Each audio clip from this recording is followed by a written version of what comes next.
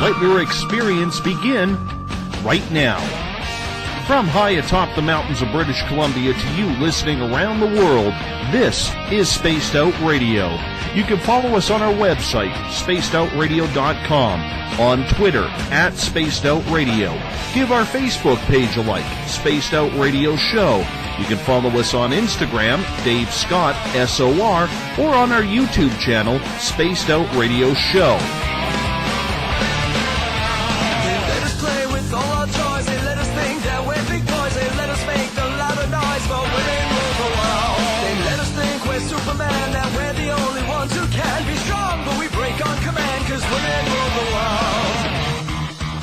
Buckle up, space travelers. It's time to go for a ride as we are live on Spaced Out Radio.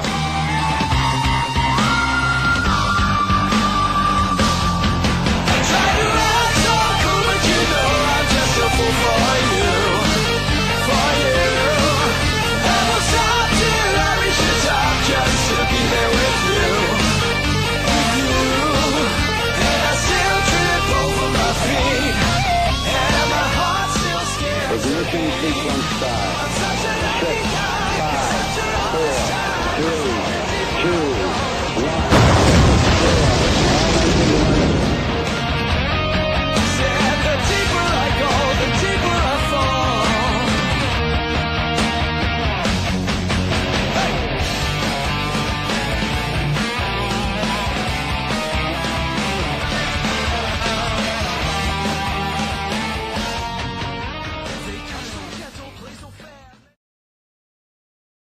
Good evening and welcome to Spaced Out Radio. Tonight I am your host, Dave Scott, and thank you so much for tuning in and listening in at spacedoutradio.com and on Spreaker. As once again we come in from the frozen Canadian tundra, battle our way past the wild animals, sidestep Bigfoot, and enter Uncle Jimbo's cabin, stoke the fire, heat this place up, and broadcast you live on this... What night is it? Wednesday night, early Thursday morning if you're on the East Coast. Can't even read my own writing today. Here at Spaced Out Radio, we are broadcasting 3 hours a night, 7 days a week. Why? Well, we want to be your official one-stop shop when it comes to the supernatural, extraterrestrial, ufological, conspiratorial, and so much more. Hey, if you like our music, you head to the Spaced Out Radio website. You can hear guitar god himself, Ron Bumblefoot THAL, formerly of Guns N' Roses. Check out a couple of his music videos by clicking on the Bumblefoot banner. Also, you can give us a like on Facebook, Spaced Out Radio Show. Click us on Twitter, @SpacedOutRadio. On Instagram, you can follow me at Dave Scott, SOR. Subscribe to our YouTube channel, Spaced Out Radio Show, and our website is spacedoutradio.com. Once again, as we do every night, we welcome in everyone listening in on the SHR Media Network, in the Spaced Out Radio chat room on Spreaker, along with our fans on Facebook at Euphoria Chronicles, Chronicles of the Unknown, Forest Moon Paranormal, and our flagship chat room, the SOR Space Travelers. Hey, Space Travelers, you can now head to the Space Out Radio website and sign up for the SOR Space Travelers Club. It's only $5 a month, and we will be doing monthly prize draws, having private group interviews, a section on our website just for you, and much more. Hey, we're going to give you a hell of a lot more than just access to our archives. Also, check out our new feature, the SOR Space Wire, and that is Spaced Out Radio's news director, Eric Markham. He's got some great stories there. You can also read the blog section, as we've got some incredible writers. All you got to do is click on blogs, and click on the blog twice, and you get mine. Tonight's show is brought to you by Reviolette Reiki and Readings, providing healings in person or to distance. PurplePlates.com, helping heal your body, mind, and soul. The new Agora newspaper, the official newspaper of this show, and the iPhone app, Spirit Storybacks. It's the official ghost hunting app of Spaced Out Radio. On this show, many times, we have heard about the benevolency of extraterrestrials and the experience that they bring. Now, that's not saying the bad things aren't happening, but for some reason, that's just the way it's gone. Hey, you've heard my personal experiences, which have been positive. But tonight, we're looking at the other side of the ledger. Corina Saebels has suffered from the emotional and physical trauma pretty much her whole life. She's been laughed at and ridiculed. She's been called a liar and a cheat, just wanting attention. But this is real.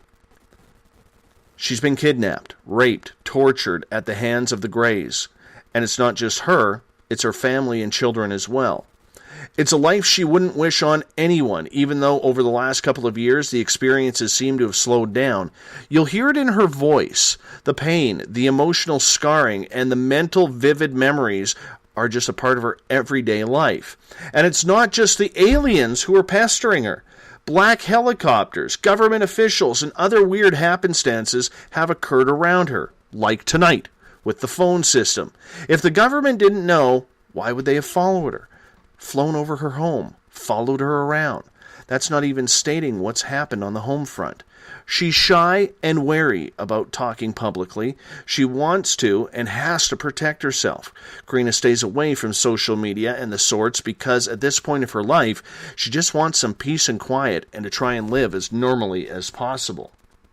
We welcome in Corina Saebels to Spaced Out Radio now. Corina, thank you so much for being with us. How are you? Hi, Dave. Oh, I'm fine, thank you. Good to be here. It's very good to be here as well. You know, I've heard about your story from about a year ago, and, you know, we tried hooking up back then to try and get an interview. It just wouldn't get done. But you know what? I'm very curious as to the phone system here, because to crash that close to airtime, to have our Skype system crash, that's very odd. I found that very coincidental. Well, I have to be honest with you. It's not too unusual as far as I'm concerned. I have gone and done talks where they wanted to film the whole thing, and it looked like they were filming, but at the end of the lecture, they played it back, and all there was snow on there. Everything had been deleted. There was another time I remember meeting Graham Conway for the first time. This is when I lived in Aldergrove, and we met in Langley at this, I think it was a McDonald's restaurant. Anyways, first time meeting, and I had warned him that I affect lights and electrical things and stuff. And he kind of, you know, giggled a little bit. And then I get out of my car, and the first thing that happens is these huge security lights on the building across the way start going on and off, on and off. And he said, "Wow, you sure know how to make an entrance." And I just turned around and I said, "Wait till you see my exit." And he just laughed, because that's exactly what happened. So I don't know what it is, but I seem to affect things like that. You know, you're not the first one that has happened to, and you know what? I expect it from this show now, to be absolutely honest, because we've had some pretty weird happenstances during this show. I've had an alien show up at a window. That was back on April 20th of last year. I've had spirits around. I had a haunted doll that was in Massachusetts actually show up beside me as a cloaked figure, and it was literally within hand's reach. We've had some weird things happen, so we'll just chalk this one up to another one of those odd experiences that seem to happen on this show. You bet. So I'm very excited to have you on. And the reason why, Corina, I'm excited to have you here is because you have one of the most incredible stories, unfortunately in a negative way, with extraterrestrials. I want people to get to know you, and we'll get more into the ET stuff at the bottom of the hour after our break. But this isn't the way you wanted to live life, is it? This isn't what you had planned. Or has this just become so normal that you've accepted it? No, absolutely not. This is definitely not the way I wanted my life to go. However, I didn't have much choice. This began, from the time I was about 5 years old, and has been going on my whole life. And then, of course, started with my children and eventually with one grandchild. So it's, as you get older, it does lessen. But I believe they're with you, the whole way. And they always know where you are. They always know how to find you. Yeah, I don't know if it ever will be over, to be quite honest. Do you recall the first time it happened? Yes, I do. Like I say, I was around 5 years old, and I remember the first thing. I was always afraid at nighttime. I would always ask my father to look for monsters under my bed and in the closet and stuff like that. And he said, "No, there's nothing. We've checked," and they would leave a light on, a small light on, and things like that. And the reason why is because one night I was lying in bed, and all of a sudden I saw this bright bluish-white light that came through my bedroom window, and there was this really scary face floating there in the window. And I pulled the blankets up over my head and then peeked down again. Next thing I knew, this thing was standing at the foot of my bed. And that first moment, I don't remember anything else after that. But after that initial contact, then there were more and more and more times when they would come, and that's what terrified me at night. I hated nighttime. And the only other thing I can remember is my brother and I slept in the same room at that time. He was 2 years younger than me, so he would have been around 4. And we never spoke of things like that, like when he was little. But more recently, like a few years ago, I said to him, this is the weirdest thing. I've had this, what people call scoop mark on my leg ever since I was little, but I couldn't quite remember where this came from, how this happened, until later on in my life. And he said, you have what on your leg? And so I showed it to him, and he said, oh my God, he said, I have the same thing. He said, check this out. So I looked at his leg, and sure enough, it was exactly the same thing. So they must have been taking him at around 3 or 4 as well. Was this happening to your entire family? Did it happen to your grandparents? Is this a generational abduction that has been going through your family? It usually goes from generation to generation, and like I said, begins around 4 or 5 years old, sometimes earlier. And they do follow you through your lifetime. Now, usually in your teens, when the hormones change and things like that, you'll find that they come around more often. And then as you get older, it lessens a little bit. Sometimes altogether from 1 or 2 people that I've heard when they reached about 60. But I know, people, there was a couple, for instance, in, I believe they lived in Princeton, who were in their 80s, and they were still experiencing things at night. So I'm not sure. It depends, I guess, on the person, but for us, that's how it has worked. Now, I believe if anyone was really involved, it was my mother. And I remember getting up through the night and crawling over to their bedrooms and being just terrified. I would jump into bed with them. My dad was passed right out. Like he looked like, I don't know, he was right out. And my mother seemed to have her eyes open but wasn't quite there. I'd crawl in beside her, and that's all I remember. Yeah. That had to be scary growing up that way. But you didn't know anything different. To you didn't know that at that time that your friends weren't having this happen or anybody else. This was normal to you. Well, normal, I don't know if it was normal. It was terrifying, but, I would tell my father, for instance, and he would say, oh, honey, it's just a nightmare, or it's the wildcat that lives out back in the forest there, And I even as a small child, I thought, well, how can it reach that bedroom window? Like we're on the second floor. There's no, do you know what I mean? There was no stairs reaching that window, so how could the cat climb up there? But anyways, I would just turn around and say to my dad, the kitty had no ears, it had no fur, it had no whiskers. I said, all I remember is 2 big black eyes. And he'd say, it was just a nightmare, honey, don't worry. And it was kind of left at that. And, I didn't dare to talk to any of the other kids because I thought they're going to think I'm crazy, right? No one else talked about things like that. Did you fear as a child and through your teenage years of having friends over for sleepovers or having people over to stay at the house because you were afraid that this might happen to them as well? Actually, it's strange you should ask that. When I was growing up, my father didn't like to have children sleep over and that. And in those days, I don't think many people did that.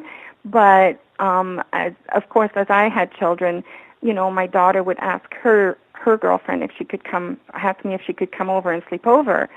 And believe it or not, there was one here actually in Kelowna at that time a few years ago on one of her sleepovers. Saw something and it terrified her, and I ended up driving her home that night. And a couple of nights later, she called us around 1 o'clock in the morning, terrified, saying that she had seen this gray thing go by the window, and her mom was at work. She worked graveyard shift, so I went and picked her up and then took her back to my place again, and we ended up staying up all night together just talking. I could see that happening too. As someone who has had a gray at their window, I know how terrifying it can be. You know, but I wouldn't wish that on my daughters. That's for sure. I wouldn't wish that on them at all. Like, okay, so when that situation happens where all of a sudden your daughter has a friend stay the night and they now see something, what does that put you through? Because you're like, probably like, oh my goodness, is she getting involved? Yes, I was really, really frightened for the little girl, and I thought, oh, what have I done? You know, I shouldn't have let her sleep over. I should have said no, and, you know, things like that. So I felt about guilty, actually, and very sorry that I had said yes to them. But at the same time, if things were going to happen to her, at least she had somebody to talk to about it now. But I remember my daughter saying at the time that she had been so terrified, I guess, that night that she ended up eventually moving to another town with her father. She actually left her mom and the town where they lived, and she went and lived with her father. Oh, that's terrible. That's terrible. Corina Saebels is our guest tonight. Her website, thecollectorsonline.com. If you want to check out her book, this is all about her personal extraterrestrial experience. We're going to get deep into this for the remainder of the show. We got 2.5 hours left. We're going to take a quick break here at the bottom of the hour. When we come back, more from Corina Saebels, an extraterrestrial abductee. You're listening to Spaced Out Radio. I am your host, Dave Scott. We'll be right back after this. Would you like to become one of our space travelers? All you have to do is click on the Space Travelers icon at spacedoutradio.com. For only $5 a month, you can get access to some great prizes, as well as private monthly shows, newsletters, and a members-only section on our website. Become a space traveler today. Hi there. This is your medium, Joanna, from Spaced Out Weekend, 2 Mediums and a Large. I would love it if you would come and join us with host James Tyson every other Sunday on Spaced Out Weekend. Together, we will take your calls and your questions live. Our goal is to provide you with a positive outlook on deep questions that you may have. Questions regarding love, relationships, money, or whatever else is on your mind. Come and check us out at spacedoutradio.com. Every Saturday and Sunday night, as Dave Scott wanders aimlessly in the wilderness, you can come hang out with me, James Tyson, in Spaced Out Weekend. Starting at 9 p.m. Pacific, midnight Eastern, I'll take you along as we talk with some of the best experts in their fields. SpacedOutRadio.com is the place to find us. So sit down, relax, put your feet up. Enjoy the topics like the paranormal, supernatural, intuitiveness, and so much more. Hope to see you there. Hey everybody, this is Patrick Webster Small, and I'm here to bring you the Webster Phenomena every Saturday night, live at 8 p.m. Pacific, 11 p.m. Eastern. If you're looking for aliens and extraterrestrials, well, we've got them. Big and tall, short and small. You're bound to find what you're looking for, so join me on the Webster Phenomena right here on Spaced Out Radio.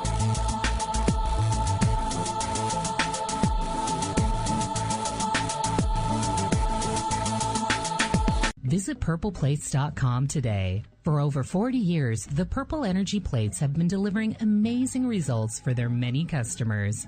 Inspired by the great genius Nikola Tesla, the harmony, healing, and energetic effects of the plates have proven over and over to be beneficial and often miraculous to thousands of customers. With their money-back guarantee and the many benefits, how can you afford not to get one? Check their site for daily specials and choose from their many energy products. You won't be sorry. Visit them today at purpleplates.com for mind, body, and spirit, and expect a miracle.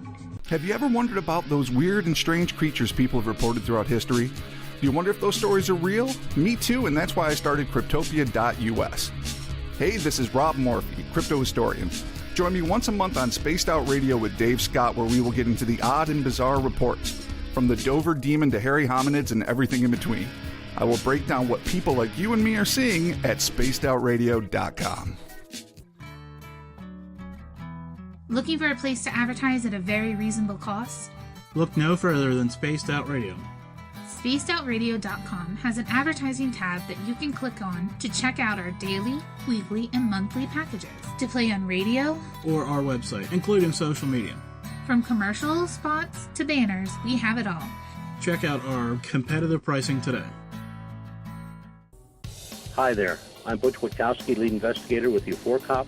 On the final Monday of every month, you can listen to me and host Dave Scott on Spaced Out Radio's Strange Days. We're going to get to the heart of the matter when it comes to what's happening out there. People are seeing and experiencing things from ET contact to Bigfoot, and I want to hear about it. Your experiences are what we investigators need to help solve these unknown mysteries.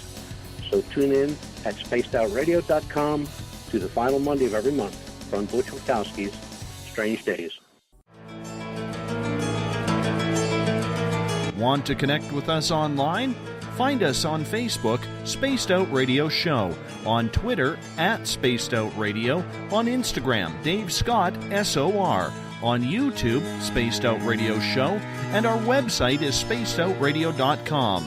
All right, space travelers, here comes the second half hour of Spaced Out Radio. And welcome back to Spaced Out Radio. Tonight, I am your host, Dave Scott. Thank you so much for joining in. Tomorrow night on the show, Bill Grabowski is going to be joining us. We're going to be talking Men in Black tomorrow night. It's going to be very interesting. It's an awesome topic, and I want to get into that very, very deep with Bill.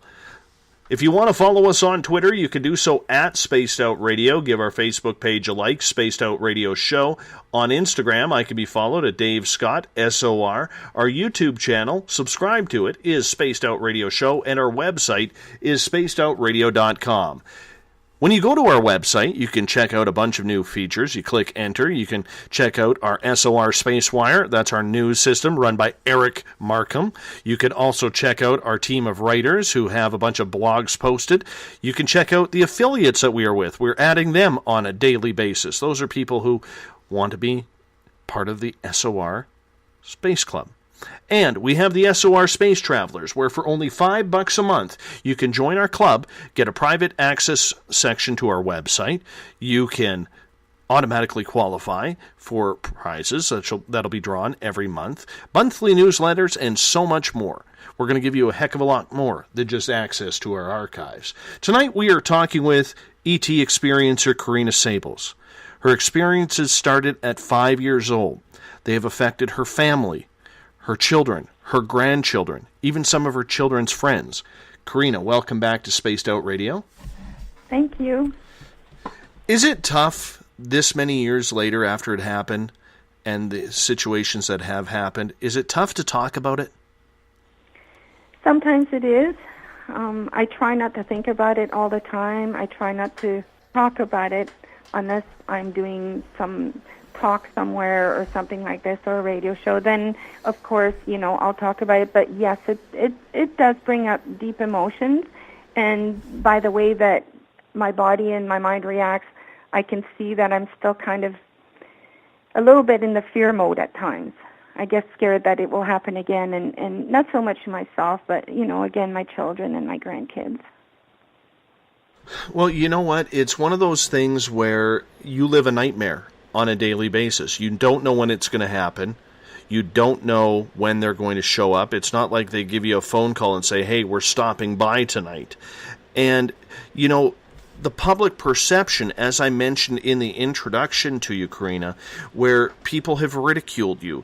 They have called you names. They have called you a liar, testing the truth. I've seen online that people saying that your story is a hoax. How hard is that to take when all you're trying to do is explain to people that this is happening to me, and yet the fire and the vitriol that you get from people who don't even know you, it's got to hurt. It's got to make you almost cocoon yourself so that way you can protect yourself. Oh, of course. I've had a lot of people say a lot of things in the past. However, more and more recently, I'm finding that people are coming around and listening more because more and more information is coming out. You see, I've always said this. I always believe that every one of us has a piece of the truth. It's like this giant puzzle. And if all of us start coming forward, instead of being afraid, be prepared and help others, you know, rather than let this fear consume you and destroy your life. Like, you must help others, especially people who have children. They have to start listening to their kids and not go, oh, you're just having a nightmare. Sure, some of them may be just be having nightmares, but what if they're not? Why don't you really, really listen to your children? You know what I'm saying? It's like, I want to put the word out so that we can help people. It's not to terrify people, and it's not for people that, oh, you have to believe me. No, I'm just telling you my story. I'm telling you, for us, this was very real, but we're here to talk to you if you need to talk. You know, you can contact me on my website or whatever, or I can even give my email if they want, whatever that case may be, and they're more than welcome to contact me, and I will gladly talk to them. Can I help them? I can only help them in how we have handled the situations, or, you know, in, like one woman said, why are they going to kill me when she contacted me? You know, I'm always afraid they're going to kill me. And I said, well, you know, here I am in my 50s. They still haven't killed me. So they may take me again, but I want to believe that they will come and bring me back. They won't kill me. So just due to the technical issues that we had earlier on with Skype when it dropped literally 20 seconds before we were about to fire things up, and once again, that was a weird situation. We have a bunch of people coming back in wondering what happened. We are talking with Corina Saebels tonight. She is an extraterrestrial abductee who lives here in British Columbia. Her story goes back to when she was 5 years old, when she first noticed the contact happening, when she saw a face in her window. Since then, it's happened her entire life. It's affected her family. Her brother's a contactee. She believes her mother was a contactee. Her children are contactees, and it's even filtered down to her grandchild. This is a story where we're just getting into it right now, so I just wanted to fill people in if they had to, you know, refresh or reboot their computer and get things going. I want to keep talking here about the naysayers out there who have really tried to discredit who you are. Do you believe there is a disinformation crowd out there who takes people such as yourself and tries to manipulate people's opinions on whether or not your story is true? Or do you think that people are just that cruel, Corina? I think it's a little bit of both. But definitely, you know, the first thing you mentioned to me is what comes to mind first. But there are, I mean, there's both sides, you know, both of them. When I first came out, I was really in shock and really didn't know where to turn or anything. And when I was first asked to talk about it, I noticed that there were a lot of negativity out there. A lot of people saying, oh, you're just crazy. You want 5 minutes worth of fame. Look, I got news for you. This isn't the way you want to be famous. These aren't friends that you want in your neighborhood. You don't make money from this. If anything, I've lost friends. I've lost jobs. I've had medical issues my whole life. I believe a lot of them come from what they have done to me. And when I say they, for us, it's mostly been the Greys that have been coming to us. And I remember one time, one that looked like a praying mantis, but most of the time it was the Greys. And I don't know, they're kind of, they're terrified us, but they're kind of like these little robots or something. You know, they come and do what they need to do and they leave. They don't seem to have any feelings or anything. They don't care if they hurt you. I mean, nobody's ever asked us, could we come and talk with you? Could we take a bit of blood from you? Could we do this? No way, you know, like, if somebody wants to say they're good, I'm sorry, but if they were so good, they'd come during the day, you know, they'd come and, I don't know, come through your room or wherever and ask you questions, but they don't do that. It's almost like, you know, your mind and your body and your spirit's being raped every time they come around. You mentioned a very powerful word there in raped. You've pretty much felt raped your entire life, have you not? Yes, I have. And it's not just by them, so I know the feeling well. The society has raped you of your innocence as well.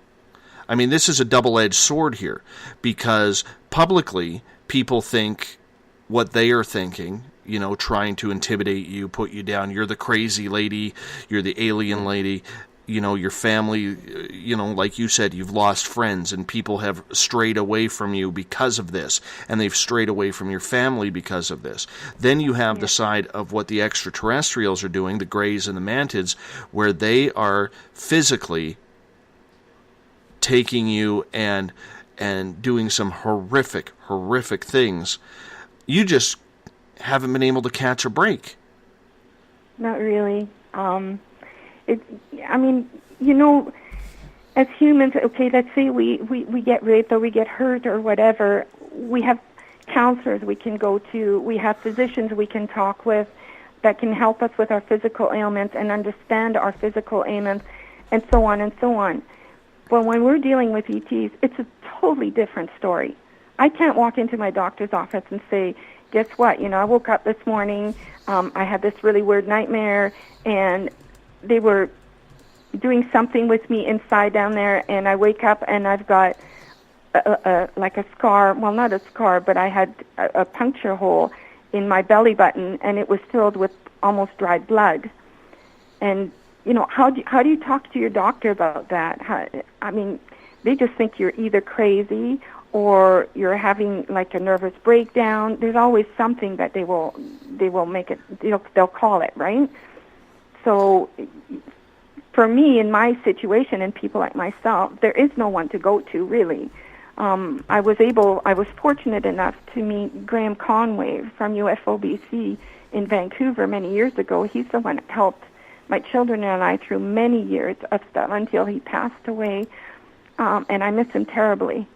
He was a good man, and he really knew what I was talking about because he had worked with hundreds of other abductees at that time.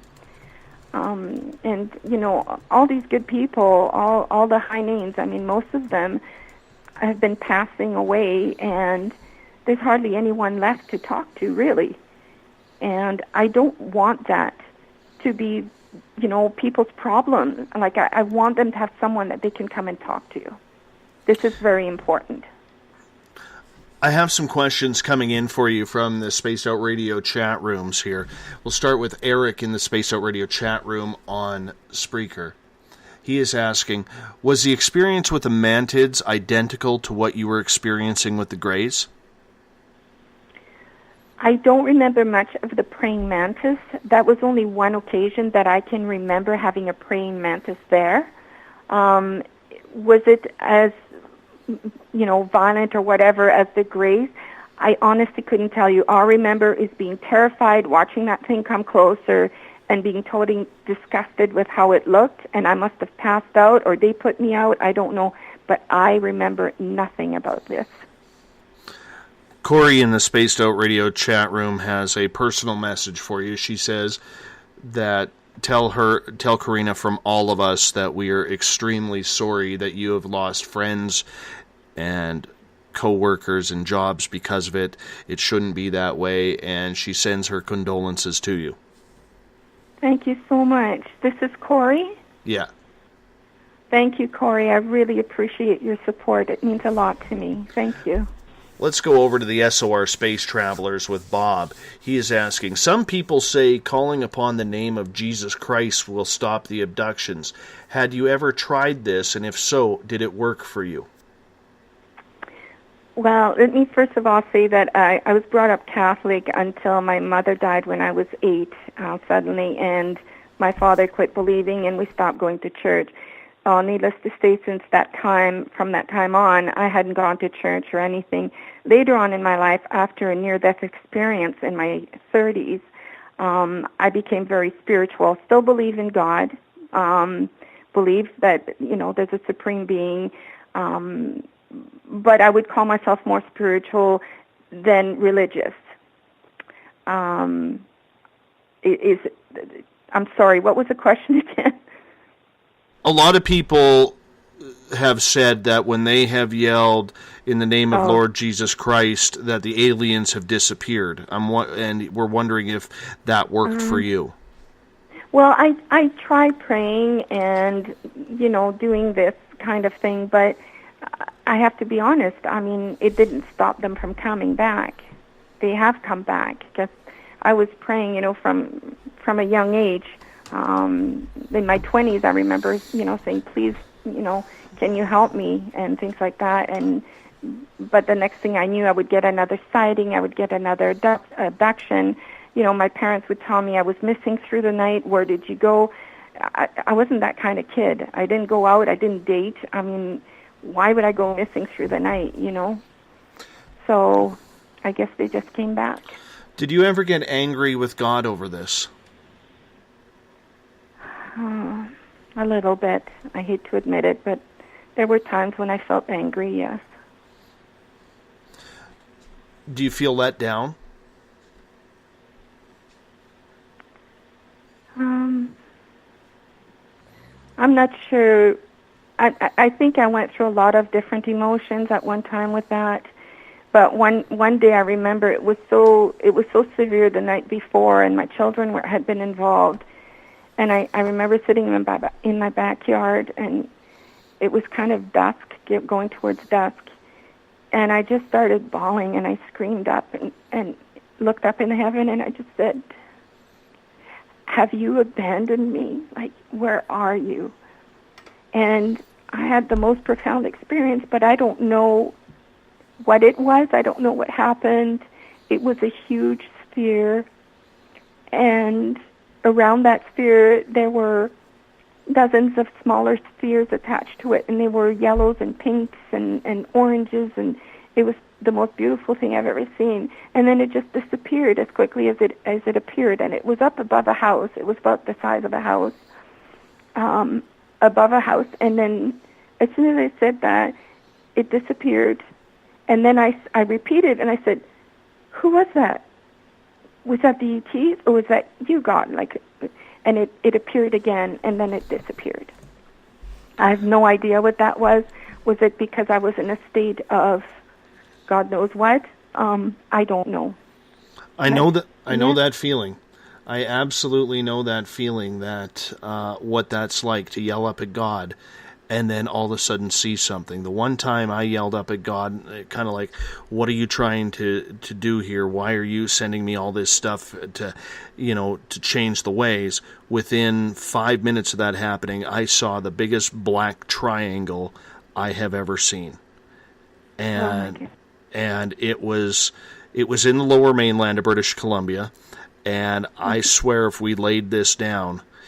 Now, for people who don't know where the Fraser Valley in the lower mainland of British Columbia is, it's about 200 kilometers of farmland, city land from just north of Vancouver straight down before you go into the mountains to get to what we call the Cascade Mountains, which heads towards the Okanagan and then eventually Alberta. And this triangle was so big you probably could have laid it across the lower mainland and it would have covered it all. Oh my goodness. God is my witness, no pun intended on that. I know exactly what you were talking about when all of a sudden you scream up at God and a ship shows up. It's not pleasant.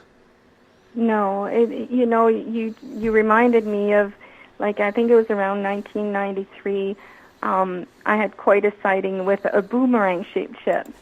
And there was a friend of mine that had come over for dinner, and the kids had been in bed by this time after, and we went out to have tea on the veranda, and all of a sudden I just said, I feel this rumbling in my stomach. Do you feel that? And he said, yeah, I do. What is that? And I looked up, and he seemed to look up exactly at the same time I did, the same direction. And here, very slowly, and there was no sound, no lights. The only way we could see the shape of the ship was that it blocked out all the stars that night. And it just stopped. As soon as it got close to where we were, it stopped. And it was so low that I actually felt like I couldn't breathe. I felt like, is it going to crush us? Is it still coming down? It was probably the size of a football field or bigger. And wow. I lived in Aldergrove. I was only about a block and a half away from, there's a little military base there. Yes, I know it well. Yeah, so I thought, well, is it one of the ships or what is it? But then all of a sudden, he got really scared. And he went back inside, and he said, come on. He says, you've got to come inside. And I said, no. I said, I want to see what this is about. I said, if they stop there, it must have to do with me. I said, I'm not leaving until I find out what's going on. He said, I'm going in. I can't handle this. So he goes in. I stood there for what I thought was 2 or 3 minutes, no more than that. And then it was gone. I just saw it, and then poof, it was gone. So all of a sudden, he comes running out, and he said, where have you been? I've been looking all over for you. I went there, I went there. I said, what are you talking about? I was here for 2 or 3 minutes just looking up at that thing. That's it. He said, no. He said, you've been gone for 45 minutes. Wow. I said, no, I don't believe you. It can't be. I was right here. And, you know, next thing I found out is he's giving me a call, and he said, I'm sorry, you know, I guess I can't see you anymore. Yeah, he just couldn't handle it, so. Wow. Anyway, that was my experience with one of those. I have goosebumps on my arms right now because I know exactly where that little military base is, and I've been there many a time and driven by it many more times. And for people who don't know, in Aldergrove, British Columbia, there's a closed down military base there that it's a former, just a satellite station for signals coming in. You know, it maybe had 25 soldiers there working on the computers, so it wasn't a big military base per se as you would see in the United States. It was more so just a signal type area that the military used. What do you think of people who have positive experiences with extraterrestrials? Do you think they are having the wool pulled over their eyes, or do you believe that there are people who are having the positive experiences and you've kind of got the short end of the stick with the negative side? Well, again, I believe in both.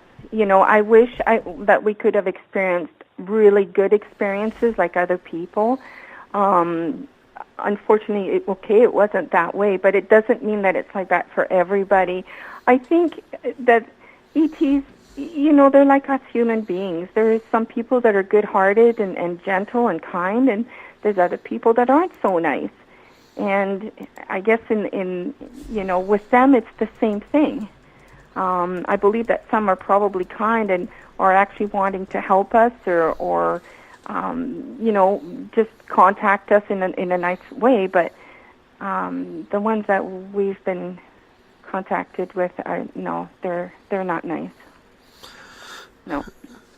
So when you hear people sit here and say, you know, all extraterrestrial contact is positive, the negative stuff is happening here, whether it's through MK Ultra, whether it's through government black ops, you're not buying that at all, are you? No, not at all. Sorry. I wish I could, but no.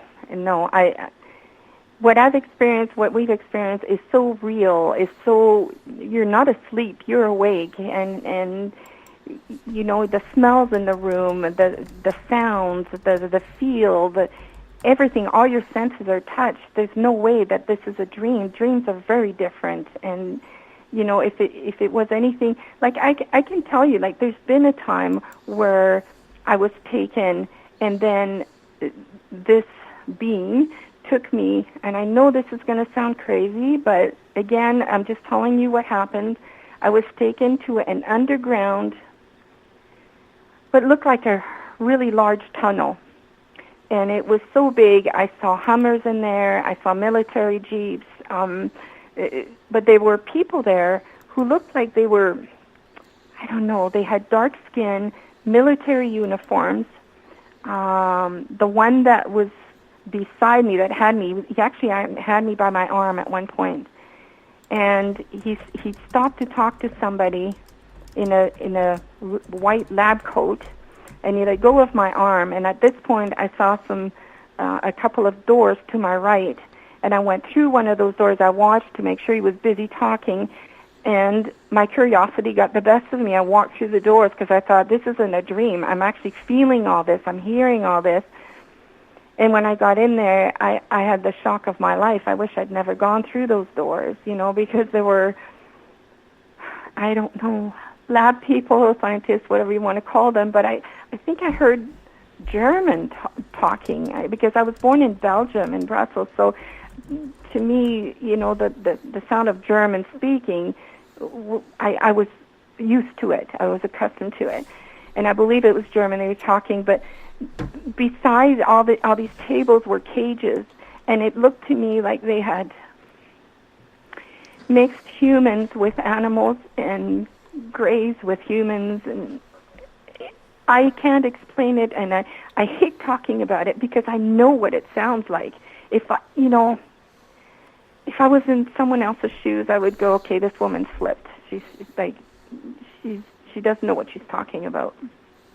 Well, you know what? It's not the first time we've heard about strange creatures and hybrids on this show, so you're not sounding crazy here at all. Well, thank you for saying that, but it feels, I don't know, I just always feel like I've lost my marbles every time I talk about this experience. But like the time in 1993 when we saw that big boomerang, I thought, okay, it was just our imagination. And this friend of mine and I, we just had this, I don't know, just a bad thing, but it wasn't real. And through the night, the next morning, my children, telling me that I guess my daughter was about 6 at the time, my son would have been 9, and she says to me, Mommy, the Pumpkinhead Man was here last night. And I said, the Pumpkinhead Man? I said, who's that? She says, well, he says he's the doctor and he hurts me. I don't like him. But I don't mind the little ghosts because they're not very nice, but they're not too bad with me. It's just the doctor's not nice. Then my son wakes up screaming, and I go up into his room, and he says, my back. So I'm looking at his back, and he's got a hole in his back the size of those pencils with the rubber at the end. Mm-hmm. It was about that big, almost like a dime. And I could see right inside. I could see white stuff, but there wasn't 1 ounce of blood, not one. But he was in terrific pain. So I remember taking him to a walk-in clinic right away and having him looked at. So that, to me, told me, no, it wasn't a bad dream. It wasn't something we imagined. Something really happened. And those damn nasty things took my children. Let's get into that right after we get back from a break. Our guest tonight is Corina Saebels. She is an ET abductee. She came out about her experiences about a decade ago. It's affected her family, her brother, her children, and now her grandchild. It's affected her entire life. We're going to get more into her story right after this. You're listening to Spaced Out Radio. I am your host, Dave Scott. We'll be right back.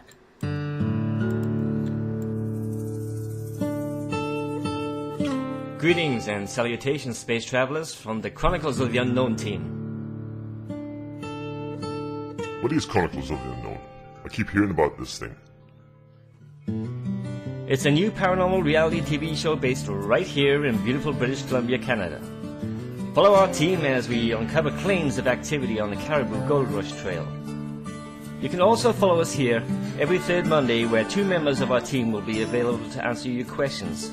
We'll give you some equipment updates and some of our experiences on the road, right here on Spaced Out Radio on the Spreaker.com network.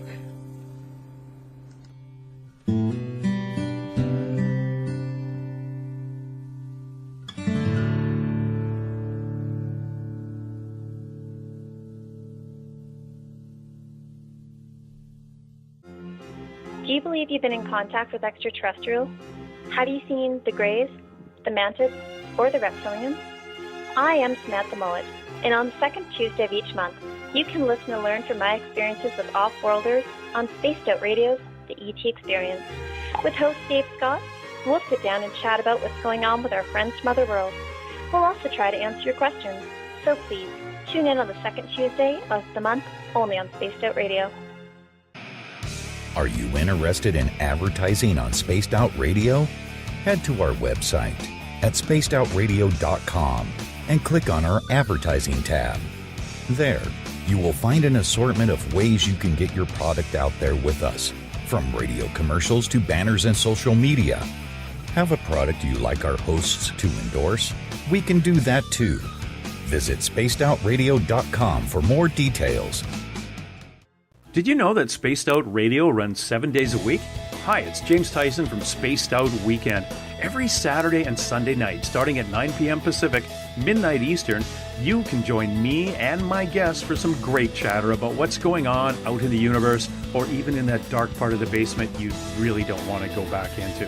Well, let's find the answers to your experiences together. So come on up to Uncle Jimbo's cabin on the weekend. For more information, look us up at spacedoutradio.com. You hear footsteps in the empty room above you. A rocking chair begins rocking by itself. Don't be afraid of the things that go bump in the night. Reach for Spirit Storybox, the iPhone app the Huffington Post UK called the only ghost hunting app you will ever need. Spirit Storybox. The spirits are telling their stories. Are you listening? Attention Spaced Out Radio listeners. For only $5 a month, you can join Spaced Out Radio Space Travelers. Your membership at spacedoutradio.com will give you access to private fan area on the website, get you a monthly newsletter, draws for monthly swag, and a whole lot more. Sign up today to become a part of the Spaced Out Radio experience. Right here, this is where we divulge the fruit of our research. Here on the Webster Phenomena every Saturday night at 8 p.m. Pacific, 11 p.m. Eastern on Spaced Out Radio. And we give it up to you guys, all the listeners and the live listeners. You usually get something special and hang out in the chat room. And we love to have you. So we'll see you every Saturday night at 8 p.m. You know where. If you're a fan of social media, you can follow Spaced Out Radio on Twitter at Spaced Out Radio. Give our Facebook page a like, Spaced Out Radio Show. You can also follow us on Instagram, Dave Scott, SOR, our YouTube channel, where our archives are stored. Welcome back to Spaced Out Radio tonight. I am your host, Dave Scott. We are having more technical issues here with Corina Saebels. So we're going to try this on a different way here, because we got to make sure this thing is going. Obviously, somebody does not want this to go through on Skype, so the audio is going to sound a little bit different. I'm calling her. Hi, Corina. This is Dave. Well, Skype has crashed again. Oh, my goodness. So what I'm going to do here is I'm going to keep you on my cell phone. I know the audience can hear me because I can see my levels going through here. So what I'm going to do is I'm going to get you to speak up, because I am going to run this actually through my speakers. So that way the audience is going to be able to hear you. And we're going to go and see how this works, because we got to get this out. Obviously, something is going on with Skype where they cannot, or maybe they don't want us on the air. I'm not sure. So, you're cutting in and out a little bit. Am I talking loud enough? Yes, I have you on speaker now, and I'm sure our audience can hear you. Okay. So, once again, Skype crashes. That's the second time. I have never had, during this show, Skype crash on me like that twice. So I find this very interesting and intriguing. And so what I've done is, just so my audience know what is going on here, I have actually have you on my cell phone, and I've plugged my speakers into my cell phone, so that way they are able to hear you. So we're just going to continue on here because, well, we can, and that's the main thing. So, Corina, once again, right before the break, we were getting kind of emotional with what you have gone through, and there's been a lot of support coming through the SOR Space Travelers and the Spaced Out Radio chat room. There are people saying that they're so proud of you that you were talking publicly about it, because they've experienced what you have experienced, and it's great for you to come out publicly and talk about this. There's a lot of people who will think of you, and that's just in this chat room right here, that you're kind of heroic for doing this.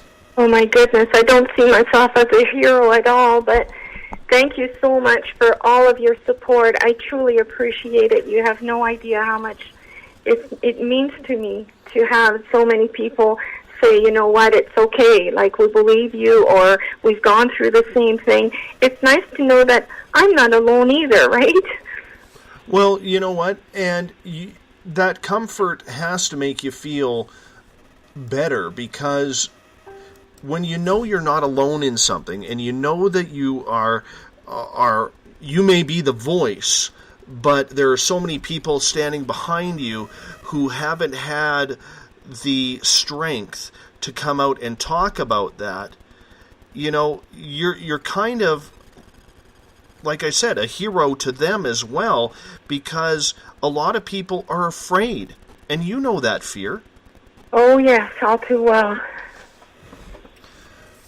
When you were going through your experiences, and you started really recollecting what was happening, did you ever contemplate just running away, or like a lot of experiencers, committing suicide? You didn't even need to finish that sentence. Oh, yes, I did. The only thing that kept me here were my children. Because, as I said, I'd had, you know, a near-death experience, and through surgery.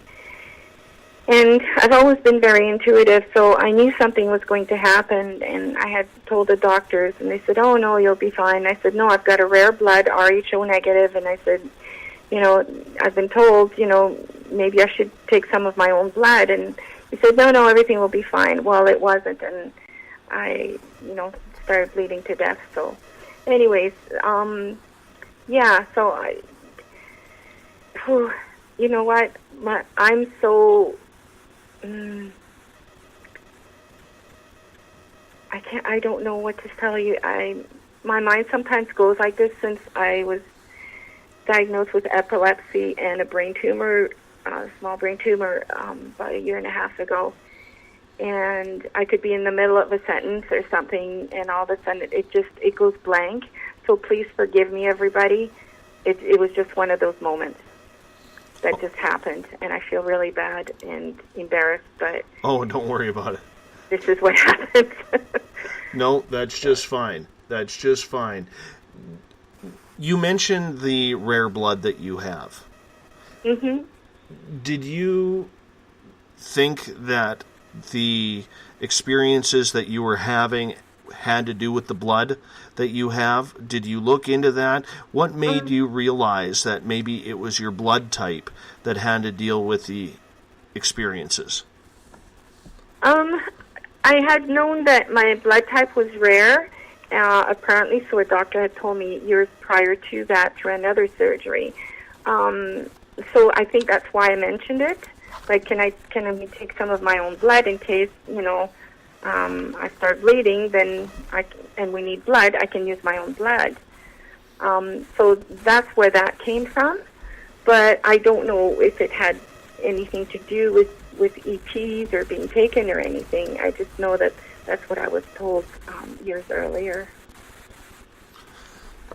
Do you believe then that your family, your children, have that same type of blood as well?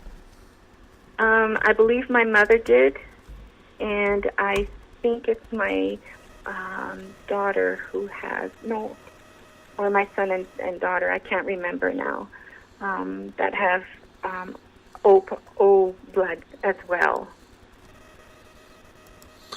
I have a question from Eric in the SOR Space Travelers Club on Facebook. Corina, do you help other abductees that come to you, and do you find that healing, in a sense, in helping others going through the similar circumstance? I used to in the past. I tried to help as many people as I could, and I did public speaking in the U.S. and in Canada as well.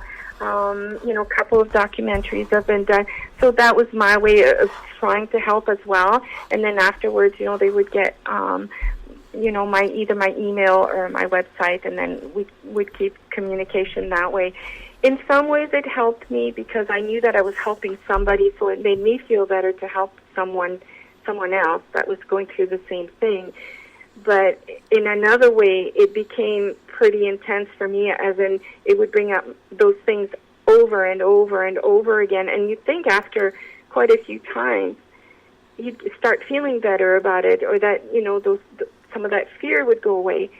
But I'm finding that it actually doesn't. It actually doesn't. When you were taken, was it the same thing that was happening to you the exact same time or every time? Are you comfortable in talking about some of the experiences that you had?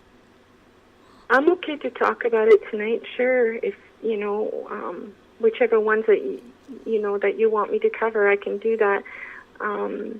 There's been so many, and, I've spoken of some several times on different shows, but, there's some things that, I didn't quite mention on air because if people thought I was nuts then, if they heard some of these things that used to happen, they'd think, oh my goodness, okay.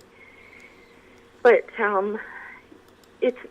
there's so many things have happened. I mean, friends that have been over, that would visit overnight would say, where were you during the night? Or, geez, we saw this bright light coming around the window. Like, do you have some bright security lights outside? No, I don't. They would remember nightmares. There's just been too many things. Like, some people have asked me, have you got proof of all this stuff that's happened? Like, come on, show us some proof. And I say, okay, well, here's the MRI pictures. Here's the x-rays. Like more recently, I had some x-rays done on my teeth, and because I had to have some work done on my teeth. And the dentist actually came back to me and said, I want to show you something. And she put up the picture, and she said, take a look at this. She said, I have to be honest with you. I've never seen anything like that. She said, I don't know what this is. And I said, well, what is it? Why is it there? She said, I don't know. It's in my jawbone, and I wasn't there the year before when she took x-rays, but it was there now. And it looks almost like little bright white objects about the size of, I don't know, a pea or something. And it's in like an octagon shape. Yeah, that's probably what it looks like more than anything else. To this day, she doesn't know what that is. And then she said, well, if you really want to know what that is, we could do surgery. I said, no, thank you, just leave it. Like, I don't need another surgery, just leave it alone. How many implants do you think you have? Oh, I don't know if I have any now or that is an implant. I'm just saying that was kind of weird. She couldn't explain what it was. And then a few years back, I had an x-ray done, or it was an MRI, I can't remember which now, but I do have the picture, and they said I had a microadenoma by my pituitary gland, because I had bleeding nosebleeds and stuff. So anyways, they said, yeah, that's what you have, and I thought, well, what is that? And they said, well, it's just a small little tumor thing, but you should be okay. They grow usually very slowly over many years, so not to worry. I said, oh, okay. So this last CAT scan that they did to check how the meningioma was growing, I actually asked them. I said, could you see the microadenoma by the pituitary gland? They said, what do you mean? There was nothing there. We took several pictures of different areas, and there's no microadenoma by your pituitary gland. I said, well, do these things, when you have them, do they sometimes disappear? And, the doctor replied to this, no, they usually stay as they are, or they grow very slowly over years, but they don't just disappear. So what that was as well, I have no idea. There was another time in Langley, when I lived in Langley, woke up in the morning after a rough night. My cat that night, animals are incredible. They'll let you know when something's around, let me tell you. I had a Siamese cat at the time, and she slept with me, and I remember through the night she woke up, her back went up, and she was angry, and she was looking towards my bedroom door, which was partly closed. And I woke up in the morning. I went out and woke up in the morning, and I had pain in my eye that was just unbearable. Went to emergency, and they found a perfect triangle, black triangle, which they call black crab, and embedded in my eye. I have no idea how it got there because I went to bed and I was fine. It's not like something flew in my eye when I was sleeping. So I have no idea what that was either. Was that an implant that they removed? He said they threw it out. Because I asked, could I see it? And he said, well, it's too late. We threw it out. So we got rid of it, is what he said. And so there's at different times like that. My daughter's had something in her forehead, which came out, which looked like, believe it or not, like a piece of selenite. It was almost like a piece of sharp glass or something. And there was appendages on it. It was really yucky looking, actually. And I put it in a plastic bag, and I thought, I've got to send this to somebody. I have to send this to someone. And I remember, I don't know if I'm allowed to say this on the radio. You go. You go. Okay. So off I sent this plastic bag with this thing in there off to Bud Hopkins. And I contacted him a while later and said, did you get my envelope? Did you get what I sent you? And he said, what did you send? And I said, well, this is what I sent. And I said, I believe I sent you a letter prior to telling you I was sending you something. So he said that he received nothing from me. Wow. And then there was something else that I had sent to someone else at one time, and it never reached them either. So I don't know. Am I imagining things or what? But so that's about those things. Yeah. You've mentioned in this show so far that you feel that you have been raped and violated. Is that too personal, getting into the types of, lack of a better term, surgeries or feelings that they have given you? Well, I had, since I was, oh my goodness, probably 14 years old, I actually,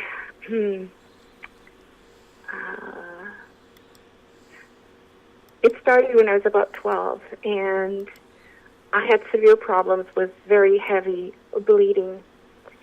And then it became every 3 months I would have not just one ovarian cyst, but many at a time. They called them clusters of cysts on my ovaries.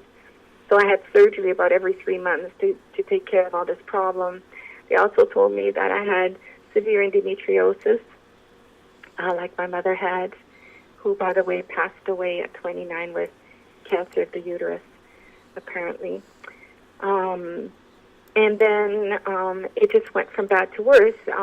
At one point, the doctor told me one of my ovaries wasn't there. He said, when did they remove your left ovary?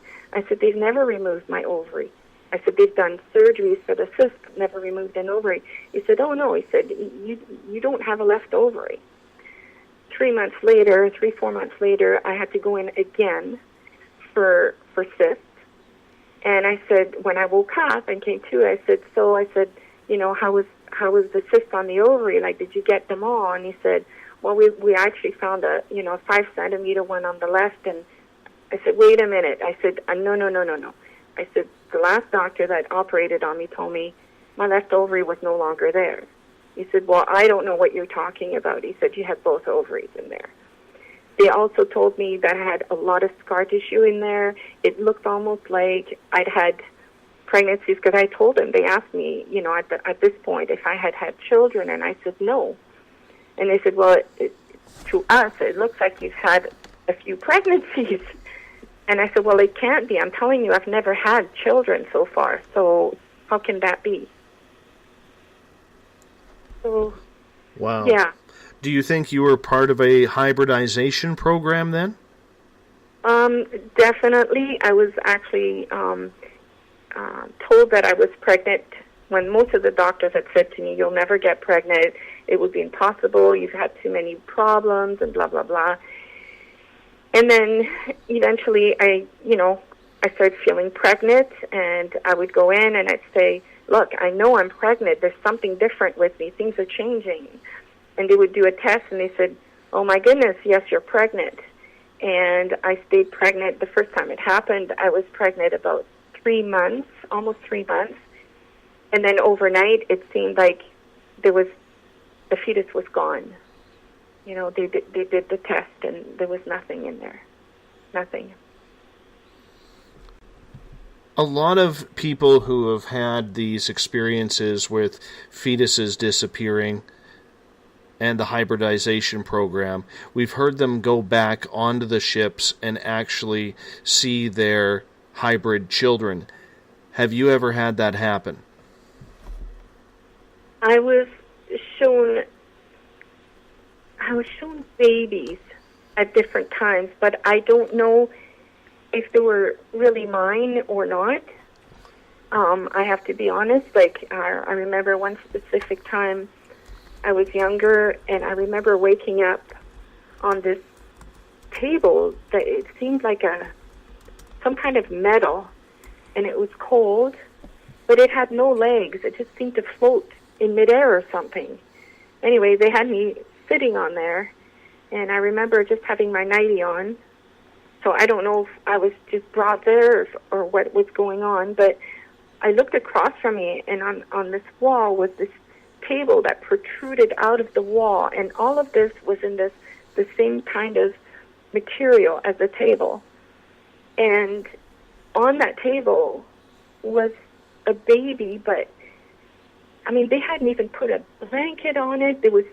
I couldn't believe they would leave a baby like that. But at the same time, I felt sorry for it, but at the same time I was terrified because I think it was half them and half human. And it had this tiny little scrawny body, and it had this larger head and big eyes, and it was so lethargic. I thought, oh my God, this baby's dying. Why did they put this baby on this table? And a couple of different times they would ask me to hold a baby. They've done this with my daughter as well, apparently. This is what she's told me. So, to answer your question, I don't know if they were mine or not. I wasn't told this is your child at that point in time. Not that I can remember right now, but I do remember seeing, oh my goodness, dozens and dozens of these babies floating in these liquids, these columns, and this liquid wasn't like a clear liquid. To me, it looked almost a bit like a pinky kind of color, and the babies would just be floating in there, but they didn't look totally gray. They didn't look human, so I believe they were probably of both of us. Bob is asking in the SOR Space Travelers Club, Carina, have you ever been regressed by a hypnotist or a hypnotherapist? No, I chose not to do that. I shouldn't say no. One time there is one person who did try to hypnotize me, but I chose to not go ahead with certain things and more hypnotherapists. The one time was enough, and it mostly dealt with certain things when I was a child. But apart from that, I've chosen not to. I really didn't need to, because to be quite honest, everything that I remember from my mind. It's not through hypnotherapy. So, yes, there are missing pieces, absolutely. But at one point I used to think, do I really want to open up that can of worms? What if I can't handle some of the pieces that are missing? Maybe my brain, subconsciously, I've blocked that out because I couldn't handle it. And I wasn't sure I wanted to go through that again. SJ is asking in the SOR Space Travelers Club, have you ever asked, Carina, why out of all the galaxies and the vast universe that's out there, why do all of these species want to come to this small little planet on the edge of our galaxy and take us? Well, I don't know if it's just to take us. I think we have one of the most beautiful planets out there. I mean, look at our waters, our land, like everything. And, you know, there's everything here. There's gold, there's silver, there's copper, there's this, there's that. So they could come for some of our resources. I mean, some people have seen, you know, UFOs coming out of the water or actually sucking up water into their ships. Some people have seen all kinds of things. Some people believe that they come here because we're a food source. Some people say they come here to help us. You know, they shut down nuclear things and things like that. There's so many thoughts out there. My personal thought, why shouldn't they come here? And who says they have to come from that far away? Since I was a small child, I remember people telling my parents they thought something was really wrong with me because I used to say to them, and I don't know why or how I knew, but I said, it's not on the planet Mars they live, they're underground. There's life on Mars, and they're under the ground. They're not above ground. Why would a child that young even say something stupid like that? I mean, I'm in my late 50s here. I was born in 56. So in those days, did we even talk about Mars much? No, not really. It was the moon. Yeah. But, I mean, they don't have to come from that far. No, they don't. And the fact is, we don't know where they have set up in our own universe here to get here quicker. That's right. Because I think the moon's involved as well, probably on the dark side more than anything, but they could be anywhere close by. Carina, I'm going to get you to hold on here. We're going to hop out for a break at the bottom of the hour. Corina Saebels is our guest tonight on Spaced Out Radio. She is an experiencer. Her family's an experiencer. She has had all sorts of things happen over the last number of years, and she lives to tell about it. She's a strong woman. We're going to get more into her ET abductions, as well as why she thinks it's happening right after this. You're listening to Spaced Out Radio. I am your host, Dave Scott. We'll be right back after this break. Have you ever had an extraterrestrial experience? One you just couldn't explain? Well, maybe I can help. Hello, I am Samantha Mullet. On the second Tuesday of each month, I will join Dave Scott on Spaced Out Radio to bring a human aspect to ET contact. It's something I've lived with my entire life, and I'd love to help you understand. Let's share our experiences. The ET Experience, the second Tuesday of each month, only on Spaced Out Radio. Fairies? Bigfoot? Dogmen? Trolls? Goblins? Hey, if it's cryptid in any way, I'm looking into it. Hi there, this is author Ronald Murphy, also known as Spaced Out Radio's Crypto Guru. Join me every second Wednesday of the month on Spaced Out Radio with Dave Scott, where we will talk about the stories people call tall tales. I will fill you in on the latest sightings and the hidden histories that are causing quite a stir. You can find everything at spacedoutradio.com.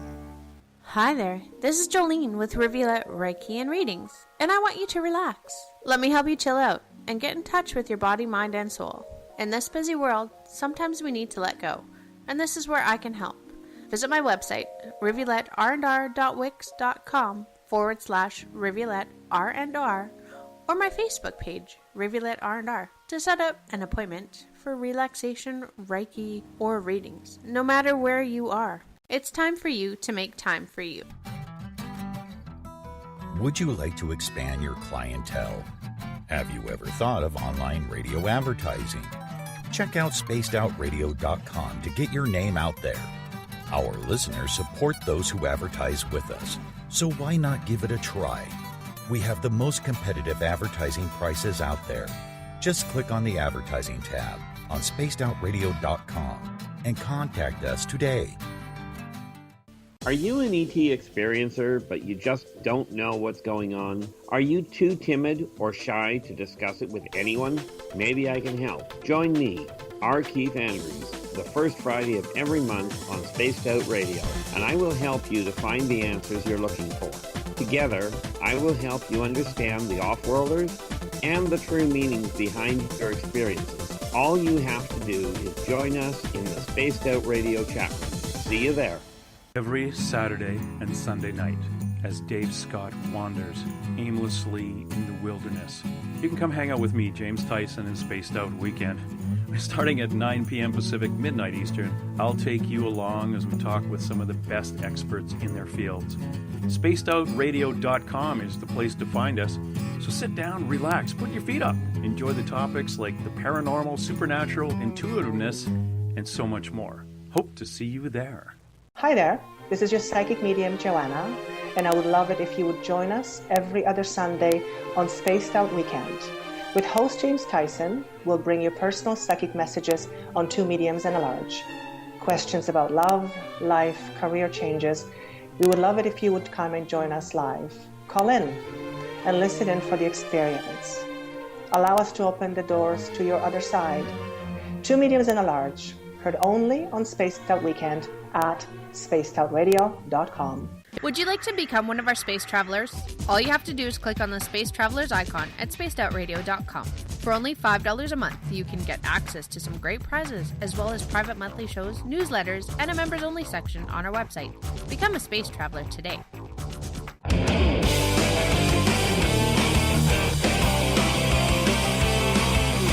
Do you have a topic or a guest that you'd like to hear on Spaced Out Radio?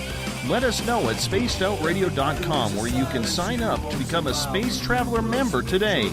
Or you can find us on Twitter at Spaced Out Radio and on our Facebook page, Spaced Out Radio Show. I don't want to take a thing from you. I just want to feel like something real with you. Welcome back to Spaced Out Radio tonight. I am your host, Dave Scott. Good to have you with us. I think we got all the technical issues working here just fine. It's weird. I've never had Skype drop twice and affect my computer twice in one show. Don't know what is going on. Maybe somebody just doesn't want this message tonight to get through with Corina Saebels. Pardon me. Before we bring Carina back on, I do want to remind you, tomorrow night on the show, Bill Grabowski is going to join us. We are going to talk about Men in Black. That's going to be a fun show. And we're not talking about the movies either. Hey, have you gone to our website, spacedoutradio.com? I hope you have, and if so, you've signed up for the SOR Space Travelers for $5 a month. Yeah, just $5. We're going to give you private access to a section on our website, monthly newsletter. You could take part in private group interviews, and my favorite part, we've actually set up private draws for SOR Space Travelers members. That will happen once a month. You're automatically entered once you sign up. It's just $5 a month. And hey, we're going to give you a heck of a lot more than just access to our archives. You can follow us on Twitter at Spaced Out Radio. Give our Facebook page a like, Spaced Out Radio Show. On Instagram, you can follow me at Dave Scott, SOR. Our YouTube channel, subscribe to it, is Spaced Out Radio Show. Tonight we are talking with Corina Saebels. She's an ET abductee. She has some terrifying experiences that started at the age of 5. We bring Carina back on. Carina, thank you so much for being with us. Thank you. It's a pleasure to be here. It's an absolute pleasure for you and our audience for you to share your stories right now. Amanda has a question for you in the SOR Space Travelers room on Facebook. And she is asking, are you feeling they are present right now? And she says, P.S., hugs to you. You are so brave. Why? Because a jerk ousted you, but you still persist in getting the truth out. I'm very proud of you. Amanda, hi. Thank you so much for all your support. I truly appreciate it. I really do. Thank you for saying that, but sometimes I don't know if I'm crazy for coming out or if it truly will help people. I do hope so. I hope it has helped people already. Can you feel them when they're around? I can feel them. My children and I, we can be at, one can be in Vancouver, one can be in the Okanagan or wherever. When they're around us, we'll get this really, really high-pitched noise in our ears to the point where it like physically hurts. And so we know that either they're getting close or they're coming around. That will be one of the signs that we know they're around. Another has been when, you're not asleep. You just get into bed and you're, fluffing up your pillow. Boom, all of a sudden you feel like you've just walked through a wall of electricity and your whole body is like paralyzed. And, you're opening your eyes like all the way, and it's like somebody's just giving you a shot so that you're going to go out, and there's nothing you can do about it. You try and fight it, but you can't. Next thing you know, it's morning. So we do feel it when they're around. Eugene is asking in the Spaced Out Radio chat room on Spreaker, Corina, can you tell us about how your dream activity is? Sleep paralysis, out of bodies, flying or falling dreams? How do you mean that? Do you sleep well at night? Do you have nightmares? No, I mean, since childhood, like I said, nighttime was very unpleasant for me. And there's times still to this day, I have to have like some form of small light in my bedroom, or I have to leave a couple of lights on in the house. Sometimes I leave on a bit of the radio, which is in my kitchen, so I can barely hear it, but I can hear the radio. Yeah, I mean, I really honestly don't have very good sleep. And then also some of my medical issues, since I've been in my 20s and 30s since then, cause sometimes insomnia at night on top of that. So no, not very good sleeps anymore, that's for sure. Do you recall the last time you had a good night's sleep? Oh my goodness. Probably when I was younger, maybe. No, I don't. Galen in the SOR Space Travelers Club on Facebook is asking, how many types of aliens have you encountered? Well, like I was saying, with us it's been mostly grays, but the weird part is that we've had different grays. Like the one that my daughter called the Pumpkinhead Man, which is the doctor, and I remember when as a child he would say to me, I'm the doctor, and so I had these little grays around me, which were quite short, probably 3 feet, I guess, and they were like kind of a maybe chalky gray or something like that, and then all of a sudden this really tall gray would come in with this really bony structure to him. He was terrifying, that one, and he called himself the doctor, of course, and he was kind of like when I say bony structures, it just simply means that some of it was gray, like the little grays, but the other bony structure, the real bone structure, was actually a darker gray. So it made him quite terrifying, with great big almond-shaped eyes, of course. Yeah. That's the exact same guy that appeared at my window during this show. Well, that's a very scary one. Yeah, he damn near knocked me off my chair when I saw him. I was so startled. The little guys, I do know them. When I woke up on the table during my implantation, I actually saw the 3 little grays and their childlike hands. I remember even just talking about it and mentioning it here. I remember feeling their little hands on my head. Do you remember how many fingers they had? 4. Those ones? 4. 4? Yeah. Ours had 4 fingers as well. Well, 1 thumb and 3 fingers. Yes. Yeah. And there were 3 of them. Yeah. And it's funny because Samantha Mowat, who talks once a month on this show, when we saw the extraterrestrial in the daytime in the forest, she sat me down and kind of calmed me down from everything that we had seen. And she said to me, Dave, have you ever been taken before? And at that point I said, no, I don't think I have. She goes, okay, you're going to be. And of course, the first time I know that I'm taken, I wake up on the table. Right. But the one thing that I can honestly say about that is at no time in my experience, I remember screaming, I remember yelling, but I remember 5 months previous her telling me, it doesn't hurt. Just let them do their thing. You're going to think that it hurts, but it doesn't. And when I was going through my implant stage in the back of my head, I actually had Samantha's voice play in my head saying, "It doesn't hurt." And I calmed right down, and I just let them do their thing. And I remember, to be honest with you, not making any judgment towards your experiences or anything, but for mine, once I calmed down and kind of got the human side out of it, it actually felt kind of cool. Because I remember what Samantha had said 5 months previous, and she said, just breathe it through, calm down, and they'll take you right back. And that's exactly what happened with me. Okay, well, I will definitely be thinking about that if they do ever come back and I feel fear, I will try and do the same thing. Thank you for that. I will keep that in mind.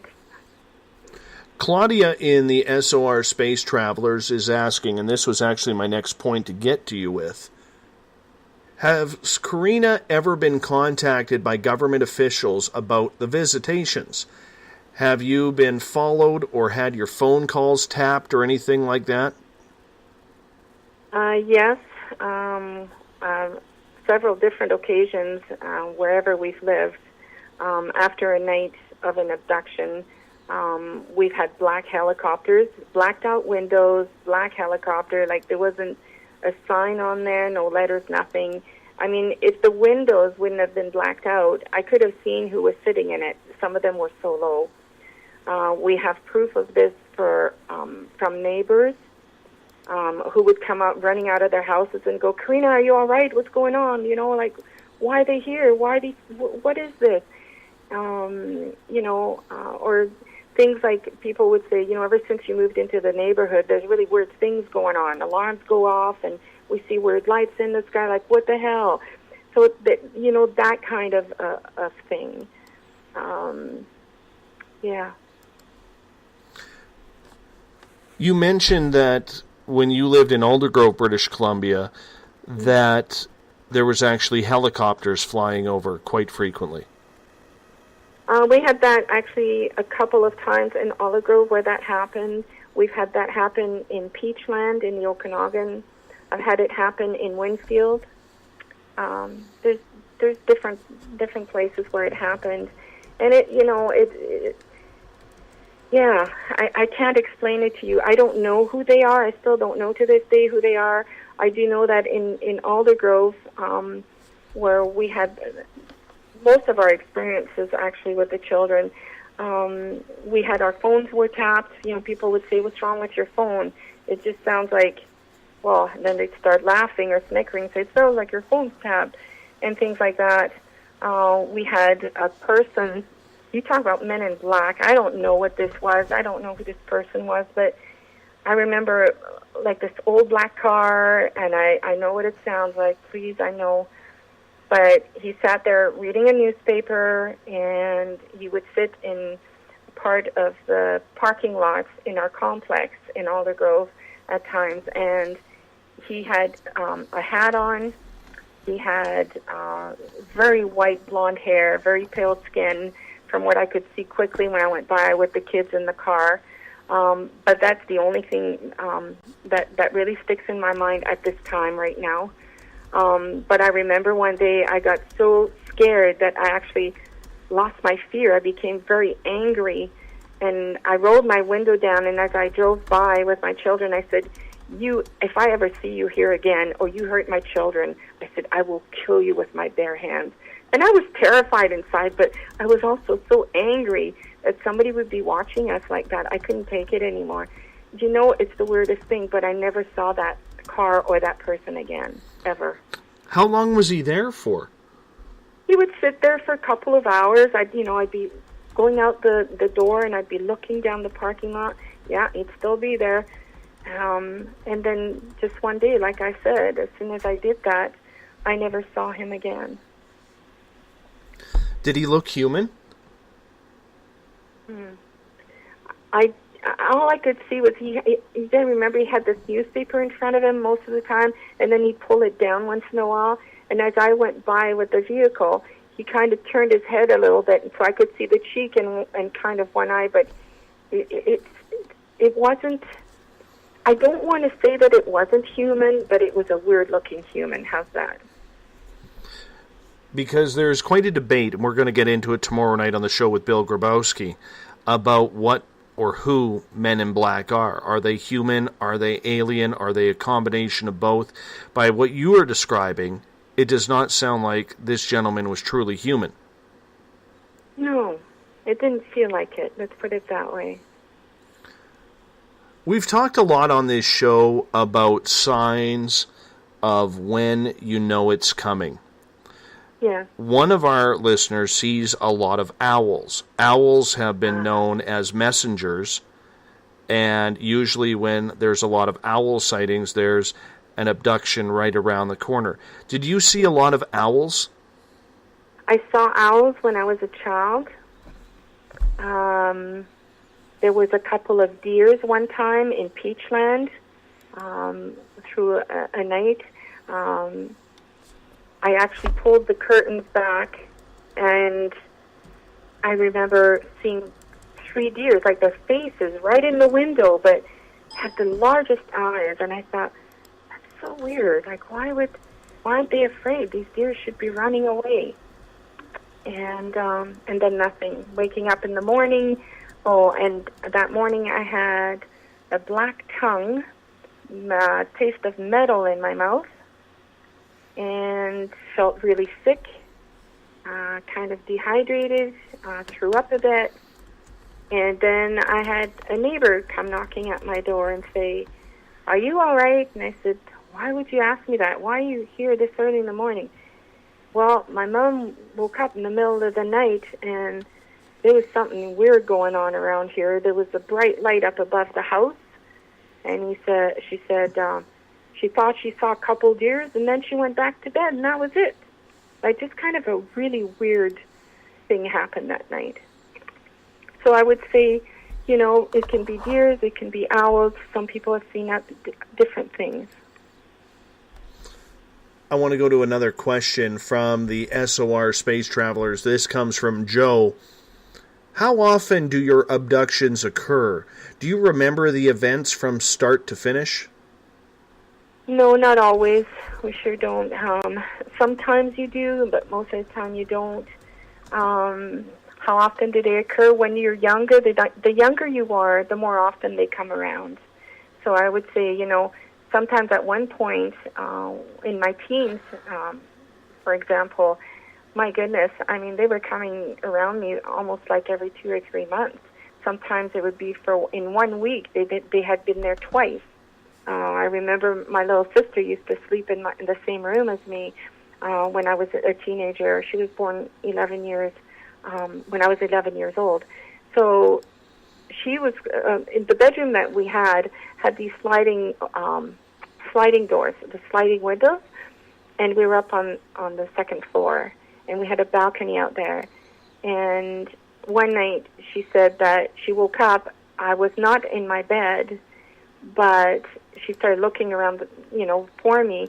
She couldn't find me, and at one point or something, she said that she saw what she thought was a scary dog in the window, but it turned out it wasn't a dog. And she won't, to this day, she will not talk about it. She's terrified. I just kind of get mixed messages from her, like how old, around what time that was. But for whatever reason, apparently I was not in my bed, and the scary thing was out on the balcony at that point. Oh, goosebumps. Mm. Goosebumps just thinking about that. Claudia has a question in the SOR Space Travelers on Facebook. Carina, do you think the implants affect our central nervous system? I believe that some will. Now, I'm not an expert, but I did speak with Roger Lear, who removed several, apparently, of these implants. And I told him of some of the things, that I had experienced or what I thought, being intuitive, what I felt from people and stuff. And, he agreed that some of those implants are there to follow us, to see where we are, so they can keep an eye on us. They do come every so often, and they will take, blood work, a piece of this, a piece of that, or remove something or implant something. But for others, it's totally connected to the central nervous system. And sometimes it's almost like if you start talking to someone about a certain experience and they had been told, you must not tell anyone, and they try and talk, their speech will go funny. Or they'll get really scared, their heartbeats will go really fast, and so they stop talking, right? So I don't know if that answers the question, but that's some of the things that I've heard or been through. Stone Hobbit in the Spaced Out Radio chat room on Spreaker makes a comment and then a question. She says her last visit was last night and 2 days before that, and on June 29th, a flasher went by. I know that sounds bad, but that's a long-term nickname. Has any of your visitors ever given you their names? No. All I was given is I'm the doctor. That's it, period. There was never a name. Amanda is asking in the SOR Space Travelers, do you know of Regal? It's a star where the Greys are apparently originating from in the constellation Orion. No, I'm sorry, I've never heard of that. Gloria is asking, what if you just hear owls? Is that the same? I don't think so. I think, for myself as a child, quite often seeing the owl, it was more seeing the owl rather than hearing it.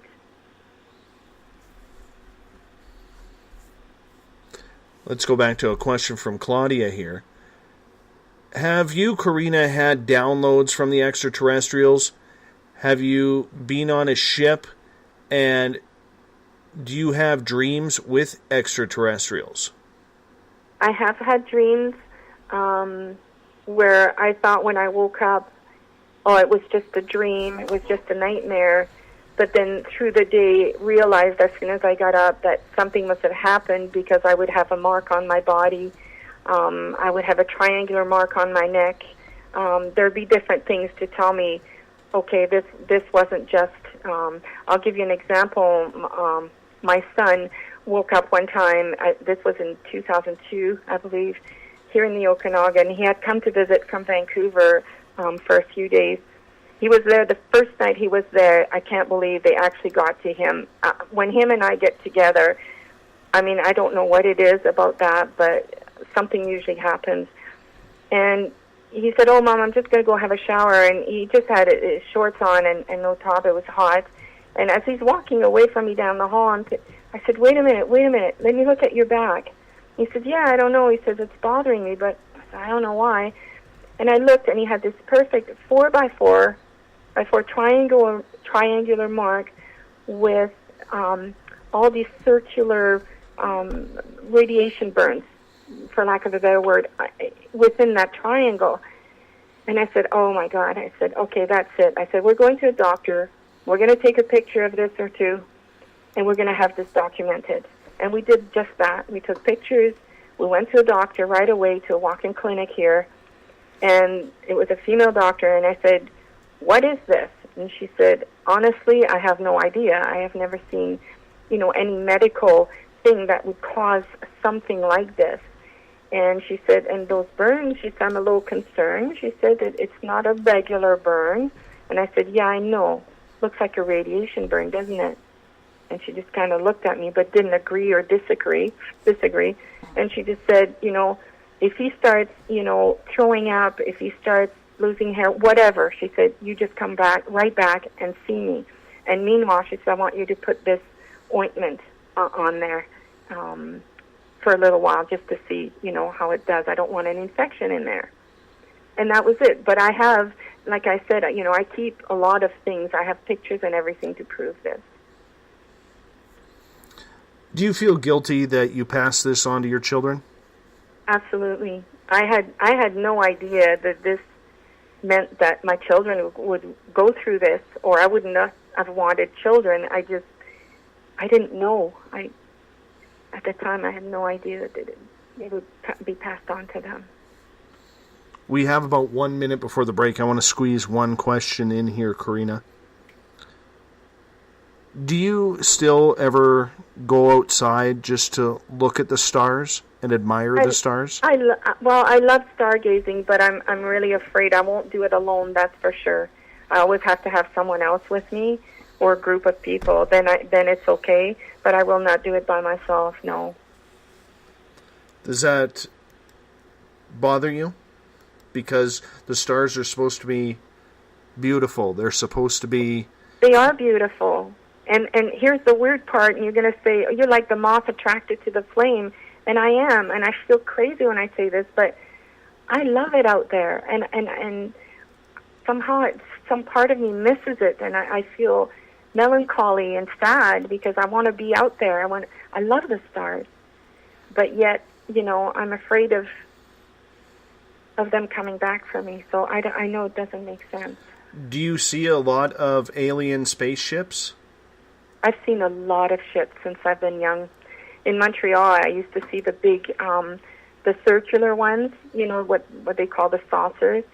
In fact, proof of that was, the next day there would be things in the newspapers, and then my father worked at a very famous, I think it was called Manoir Richelieu, and they had a filmmaker come, and he actually took, I think it was 20 minutes of a ship that stayed hovering above this big hotel at that time. And the night before, we'd had an abduction. On that note, we are going to step out for our break at the top of the hour. Fast 2 hours here on Spaced Out Radio tonight. Our guest, Corina Saebels. She is an ET abductee. It's affected her entire family. We're going to get more into the signs of how you know there's an ET abduction about to happen. You're listening to Spaced Out Radio. I am your host, Dave Scott. We'll be back right after this break. Become more intimate and interactive with Spaced Out Radio. Join our Space Travelers Club with your new membership. For $5 a month, we'll provide you with special access to the website, monthly prize draws from books to psychic readings, along with monthly newsletter, private interviews, and more. Sign up today to be part of Spaced Out Radio's experience. Every month on Spaced Out Radio, we look into the deep and dark reports of cryptids roaming around the world with me, Rob Morphy, from Cryptopia.us. I would love it if you would join me and host Dave Scott as we delve into the most arcane stories and reports regarding creatures of the unknown. My job is to hunt down the details and bring the evidence forward to you. These aren't your regular Bigfoot stories I'm talking about either. You can find out more about crypto history at spacedoutradio.com. Looking for a place to advertise at a very reasonable cost? Look no further than Spaced Out Radio. SpacedOutRadio.com has an advertising tab that you can click to check out our daily, weekly, and monthly packages to play on the radio, or our website including social media. From commercial spots to banners, we have it all. Check out our competitive pricing today.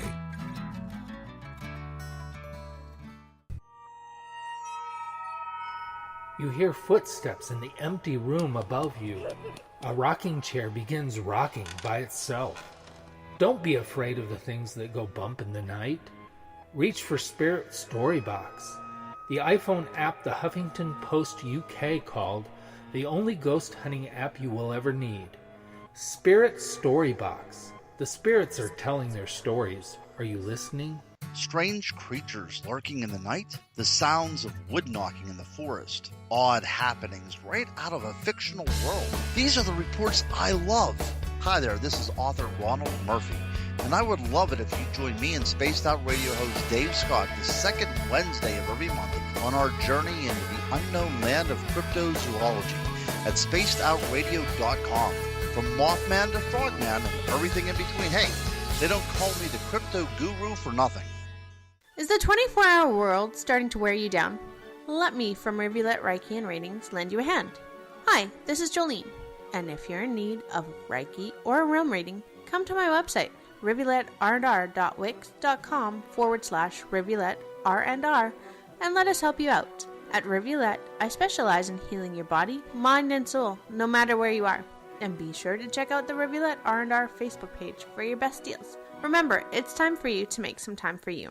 Find yourself constantly looking up in the sky, looking for answers? Have you had extraterrestrial contact? Are you an abductee? Looking for answers to your experiences? Hi there, I'm R. Keith Andrews, Spaced Out Radio's resident ET expert. Join me live the first Friday of every month where I take questions from the Spaced Out Radio chat room and help you understand those from the far-off world. It's 2 hours of knowledge every experiencer should listen to. Hope to see you there. Did you know that Spaced Out Radio runs 7 days a week? Hi, it's James Tyson from Spaced Out Weekend. Every Saturday and Sunday night, starting at 9 p.m. Pacific, midnight Eastern, you can join me and my guests for some great chatter about what's going on out in the universe, or even in that dark part of the basement you really don't want to go back into. Well, let's find the answers to your experiences together. So come on up to Uncle Jimbo's cabin on the weekend. For more information, look us up at spacedoutradio.com.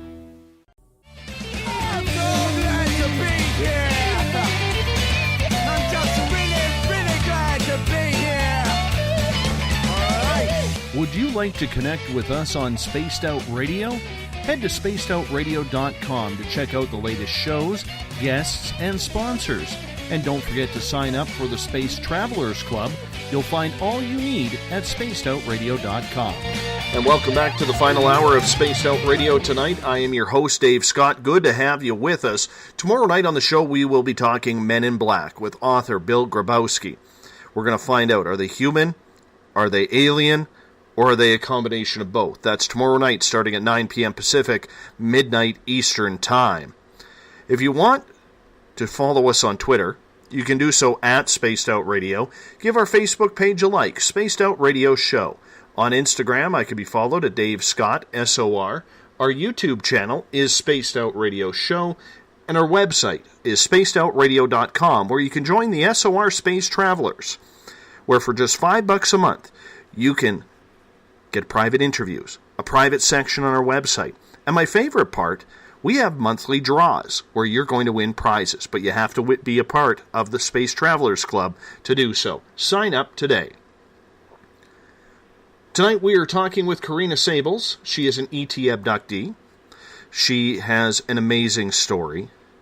And the compassion that our audience is showing in the SOR Space Travelers Club and on the Spaced Out Radio chat room on Spreaker, good for you. You guys have been fantastic. And Carina, I want to read one comment from Trip. He says, what a great show. I'm just in awe and memorized. Keep up the great work. Carina has all the friends she wants right here in the chat room. Oh, thank you so much. Appreciate it. See, there is love out there for you. Yes, there is. Thank you. Not a problem. We're going to get into some more questions from our audience here. And I think it's important to try and answer as much of them as possible because you're the expert here with everything that you have gone through. This one comes from James.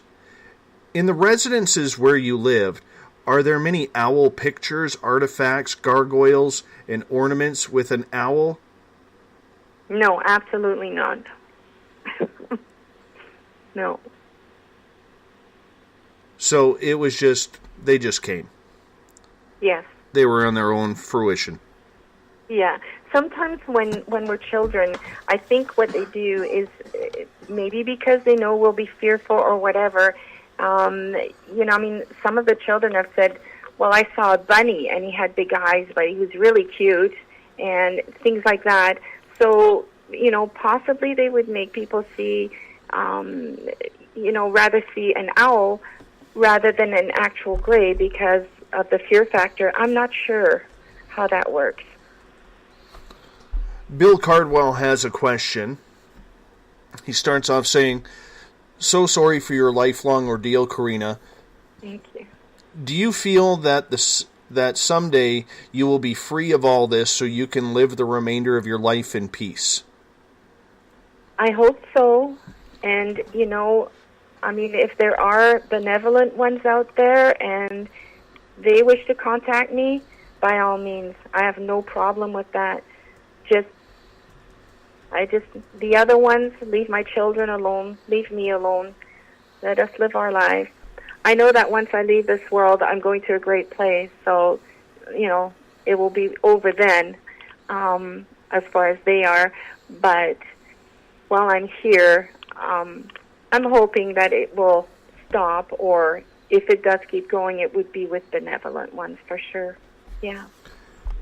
Lisa is asking in the Spaced Out Radio chat room on Spreaker, Corina, what do you think they want from us? Well, I think my book said it all. That I called it the collectors, and I say that because, from all the memories I have, it would be taking some blood samples, a piece of my skin, a piece of my hair. They would do things inside me. My son's had things done to his spine. In my 2003 experience on July 31st, and by the way, June and July, but for us mostly July, is the worst month for their visitations. So usually the month of July, I'm on my toes a little bit more. So are my children.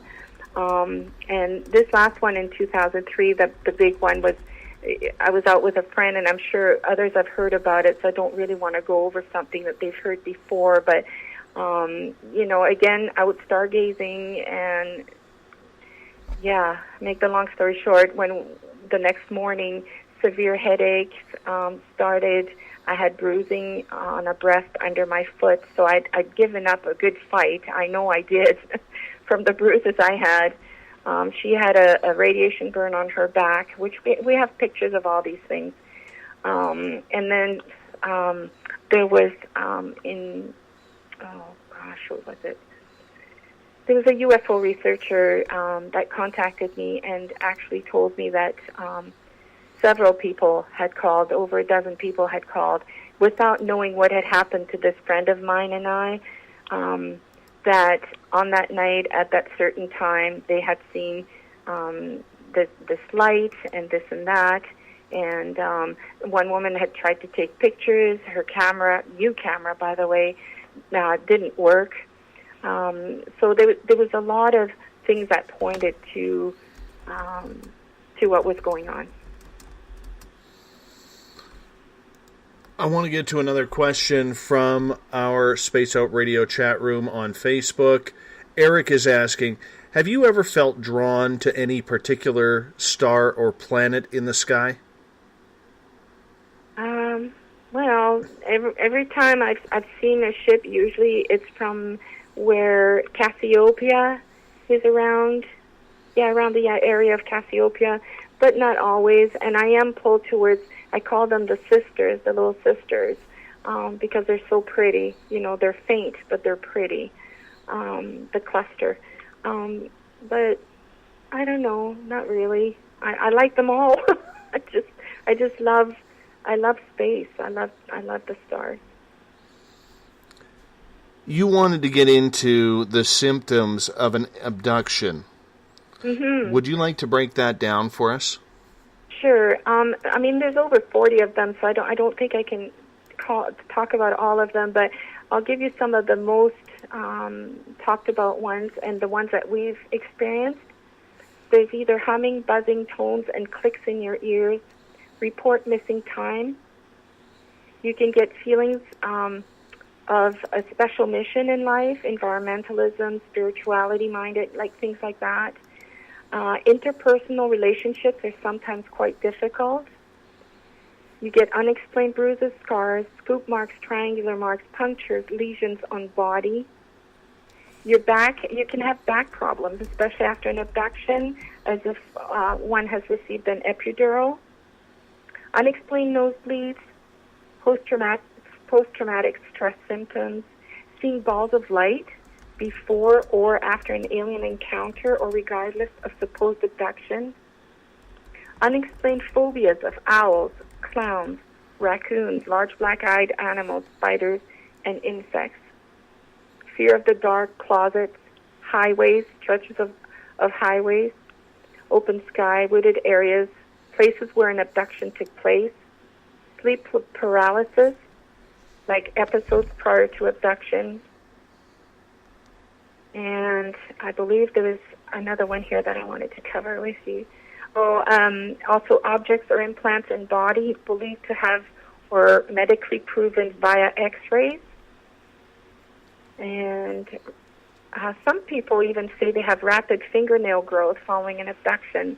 For me, it wasn't so much that. With me, it was always my potassium levels would crash, and I'd have to go into hospital, and they'd have to put it in intravenously after an abduction or something. So I'm thinking, I've heard this, I researched it, and I heard that sometimes the astronauts have that from being up in space too long or something, that their potassium levels will crash. So that could be part of it, I would guess. Unexplained headaches, odds-like illnesses, fibromyalgia, chronic fatigue syndrome, which, by the way, I was diagnosed with ME in my 30s.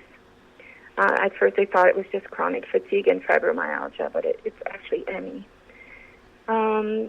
Most of us have either or had psychic ability, menstrual irregularities, missing pregnancies, endometriosis, lucid dreaming ability, insomnia, high cravings for salt, low blood pressure. I have low blood pressure, always have had. And above average intelligence for some people. Above average hearing range. RH negative blood. Some didn't know their RH factor. And, yeah, so that's a few of them. That is very, very aware. How did you learn all of this? Was this just over time that you were able to put all of this together like pieces of a puzzle? Yes, exactly. Yeah, absolutely. I mean, just these are some of the things that have happened to my children and I, and then as well as other abductees that I've spoken with through the years that have told me. And then, I would put two and two together and then went online and also looked at other abductions that had taken place and what these people had experienced. Excuse me. And then sure enough, all these symptoms seem to match. Like, there's a lot of them that are like in the 95% range and 82%. And have you ever found that you have a lot of allergies more so than before? That's a biggie too. I've become so allergic to so many things, even things that I love like seafood. Forget it. Can no longer eat seafood. The next piece of seafood will kill me. So, yeah, and it's getting worse as I get older. So I don't know if it has to do with ME or if it is, from being in contact with them. I'm not sure. I have a question from Gloria in the SOR Space Travelers on Facebook. After all of these years, Carina, do you still have the same level of terror, or have they succeeded in calming you down? I've succeeded in calming myself down to an extent, and while trying to. Also, I have a bachelor's in metaphysical science, so I kind of use self-hypnosis on myself. Like when I go to the dentist, I won't use, freezing and stuff like that. So when I start hearing noises as I'm, into bed and I think, okay, hopefully this is a good night's sleep, and the noises start or the this or the that, I will try and calm myself that way, say, no, do not be afraid. I am protected, blah, blah, blah. And that's the way I'll calm myself down. But in actual fact, if and when this happens again where it's a full-blown thing like in 2003 or, in 1995 or whatever, then I would possibly be as terrified as I was before. Because why would they come? Like, what more do they want from me, for goodness sakes, Like, they even came as far as, I remember them coming and taking me up to a ship, and there was this huge circular tower, for lack of a better word, inside this gigantic thing. And there was I'll make it short, there was all these drawers in there, and I went to see what was inside, and in my mind I heard, because they always talk telepathically, it's never with words, and I heard, you mustn't touch And I said, well, you don't know me very well. I'm curious. I want to know what's in there. I know that I need to know what's in there. And went back and forth like this for about 2 or 3 times with him. And then finally I pushed the drawer, and it, with pressure, air pressure, it pulled out. And I said, what's in there? I couldn't see it because it was up above my head. And the 2 of them pulled me away. And then the doctor said to me in my head, he said, if you really want to know, this is what it is. It is the essence of man. And I said, oh, my God, the essence of man. Are you talking like you still are spirit, you still are mind? Like, what is this? What do you mean? What is that? And I never got an answer. So to this day, that kind of terrifies me. Like, what do they mean? It is the essence of man. What is that? Like, is that our soul? Is that, what is it? I'm still asking myself that question, right? That one is a giant question mark over top of my head as well. Yeah. Yeah. You would have to think that's the soul, that they are almost trying to harvest the soul. Yes. Yeah. Do you think, getting back to the religious side of everything, because you did grow up Catholic, do you think when it comes to maybe the essence of man, the reason why they can't harvest a soul is because it is a direct connection to God? Maybe. It could, it's anyone's guess. Like, you talk to David Jacobs, you talk to anybody that's in the UFO field, and they will tell you the same thing. There's certain things that we're just not sure of. Not 100%. Gail is asking in the SOR Space Travelers Club on Facebook, when they take you, Corina, are you completely physically helpless when they abduct you? Could you fight back? At times you can't. There's nothing you can do. And like I say, you get this buzzing thing and poof, you're out, and then you wake up either on the ship or you wake up the next morning. So that's usually what's happened, actually. I don't know. Does that answer the question, or? Yes. Yes, it does. Okay.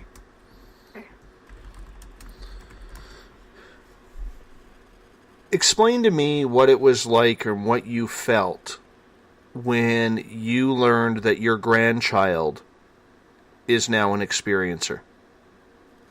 I was terrified for him. I was very angry. I was just beside myself. I got a phone call in the middle of the night from my daughter, and I guess he was only, possibly a month and a half old.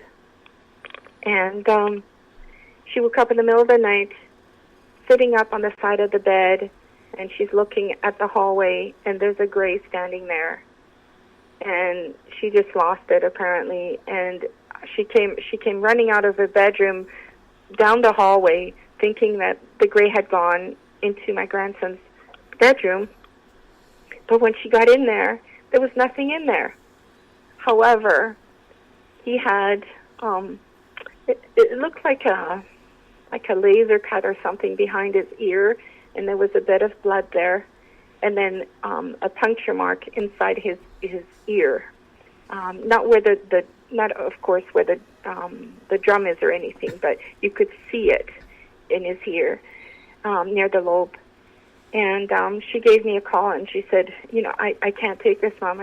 She said, what do I do? What do I do? And I said, I'll be right over. And of course I took pictures of that as well, just to make sure.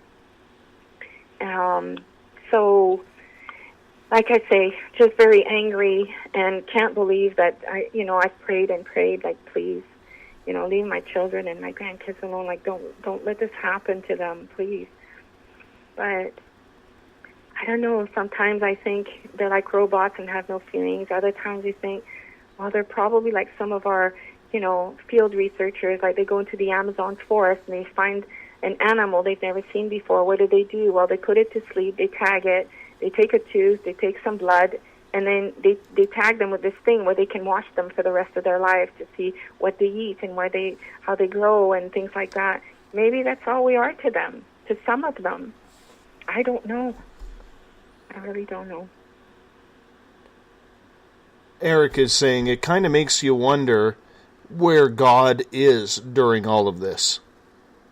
But, then I start thinking, and I do believe in God. I believe like in a superpower and all that. And I'm thinking, well, if God created everything and all that is, then why would he let these malevolent beings at us and things like that? But then you think, well, there's sharks, there's scorpions, there's this, there's that in the world, and they're not so nice. They kill a lot of people every year, and yet God created them. So is it all for a purpose, a reason? I just don't know. Like, there's so many questions left unanswered. But if we can connect with each other and tell each other our stories, and maybe you have a piece of that information, maybe I'll have a piece of that information, and so on and so on. And that's how we're going to finally, hopefully, get the whole picture with everything and everybody involved. I'm hoping. Trip has a question for you in the Spaced Out Radio chat room on Spreaker. Corina, do you do anything to prepare for a visitation when you expect one to happen? There's really nothing to prepare. I mean, sometimes I will phone one of my children or all of them. There's other times I just think, okay, well, I say a prayer. Other times I will say, oh, it's just my imagination, and I'll get busy either trying to do some work on the computer or whatever just to keep my mind off of it. But that's about all you can do. There's really nothing you can do. If they decide to come, they're coming, and they seem to be able to take us each time. So, are they taking you physically every time, or are they taking you spiritually as well? I don't know what exactly you mean by that. I know that my physical body is definitely taken because I have physical, reactions afterwards or marks and things. Well, spiritually, people say that people who have been abducted by ETs, that they could almost take your soul or something to work on, the spiritual self of who you are, rather than taking your physical body. Well, I think that's why the essence of man thing, bothered me a lot. It feels like you're raping my body every time, but is it my mind and my soul as well? I have a hard time with that, and I think spiritually, yes, they can probably take a part of you. For me, I have to say it's been more physical, really. Claudia has a question for you in the SOR Space Travelers Club. 6 million women have fibromyalgia, and 5% of all men as well. Yes. Do you ever wonder if it is a sign that they are abducting most of the women, making hybrids, or just using us for experimentation? Well, I wish I could answer that 100%, but I can't. I'm so sorry. I don't know. I don't have that answer either. However, quite a few of the people that I've spoken with that claim they had been abducted, gone through some of the same things we have and so on, did tell me they either had fibromyalgia and endometriosis or both. Some of them complained of other things which we've gone through, which is female reproductive issues. So maybe it could have something to do with that. I don't know. And I think a lot of the UFO experts say the same thing. They're not 100% sure. We're just guessing at this point. We have time for one more question before we got to go to break at the bottom of the hour. Eugene in the Spaced Out Radio chat room on Spreaker is asking, Corina, do you believe aliens are actual interdimensional beings, or demons, pardon me? Hi, Eugene. Good question. A lot of people have asked me that. I don't believe they're demons. I believe that they're just another race somewhere out there. They're ETs, and they could be. Look at the thousands of suns out there, and stars, and billions, and we can't be the only thing that thinks like we do. I'm sure there's just from what we've experienced, I know that there's some ETs out there that are way advanced from what we are. So I don't know if that answers your question or not, but yeah, I don't know. Well, there's a lot of questions into what is interdimensional and what is not. A big one around here being Bigfoot. I've never seen a Bigfoot. However, I have to, for the first time, I'll openly say that I have heard a Bigfoot at night when I was out, not in the forest, but I had parked my car on the side of the road, and there were woods beside a mountain, and I definitely heard something, and it wasn't a bear, it wasn't anything like that. It was the sound of a Bigfoot, and my hair was standing on end. There was a horrible smell in the air all of a sudden, and I remember just getting in my car and taking off so fast. Oh my goodness, because I didn't really know what to expect. I believe some of them come from different planets, and I think some of them different dimensions. I'll put it that way. That's my personal belief. I'm going to get you to hold on for our final break of the night. We are talking with Corina Saebels. Her website, thecollectorsonline.com, where you can find her book. I highly suggest you check it out. Her story is real. If you haven't got goosebumps by listening to this show, then I'm going to question you on what you believe. Because her story is intense. And I don't think any of us would want what she has had to live through happen to us. SOR Space Traveler's password for tonight is trepidation. That is set by Bill Cardwell in the SOR Space Travelers on Facebook. Trepidation is the password for tonight. You're listening to Spaced Out Radio. I am your host, Dave Scott. We'll be back after our final break. Are you an experiencer? Have you had run-ins with strange creatures you can't explain? ETs, Dogman, Bigfoot, werewolves? They're enough to scare the daylights out of anyone. Hi there, I'm Butch Witkowski from the Four Cop. And on the last Monday of every month, you can listen to me and the host, Dave Scott, talk about the weird and the strange being reported on Spaced Out Radio. I'm going to bring my investigations and sources, you bring your experiences, and we'll figure out the rest together. Strange Days on Spaced Out Radio. Come tune us in at spacedoutradio.com. Are you interested in advertising on Spaced Out Radio? Head to our website at spacedoutradio.com and click on our advertising tab. There you will find an assortment of ways you can get your product out there with us. From the radio, commercials, to banners, to social media. Have a product you'd like our host to endorse? We can do that too. Visit spacedoutradio.com for more details. Visit purpleplates.com today. For over 40 years, the Purple Energy Plates have been delivering amazing results for their many customers. Inspired by the great genius Nikola Tesla, the harmony, healing, and energetic effects of the plates have proven over and over to be beneficial and often miraculous to thousands of customers. With their money-back guarantee and the many benefits, how can you afford not to get one? Check their site for daily specials and choose from their many energy products. You won't be sorry. Right here, this is where we divulge the fruit of our research.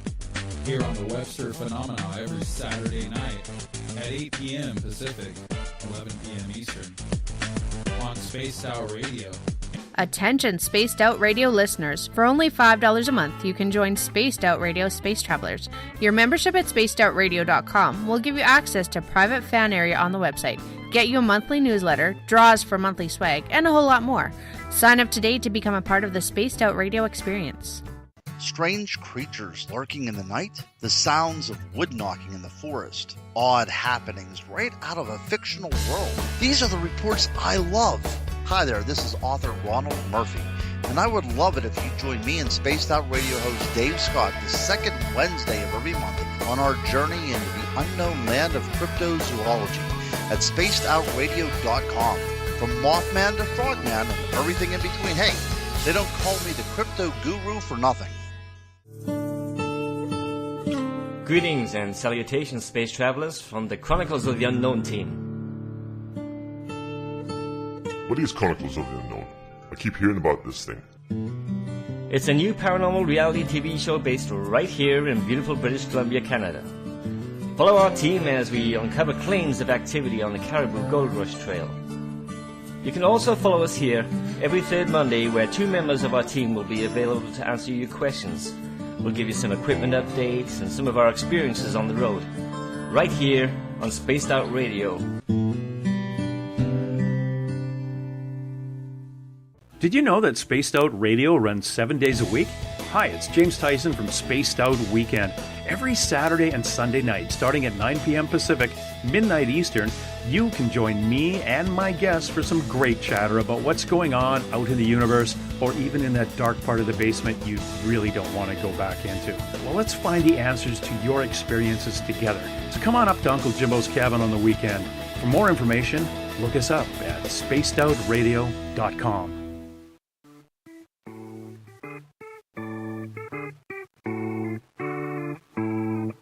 Missed most of tonight's show?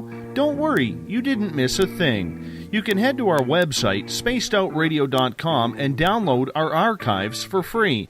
And don't forget to get your Space Travelers membership today. Now, back to tonight's show.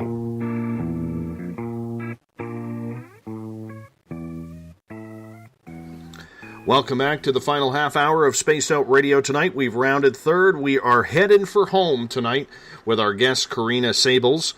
Her website, The Collection Online, if you want to check out her book and check out her website. And the book is all about her and her family's experiences.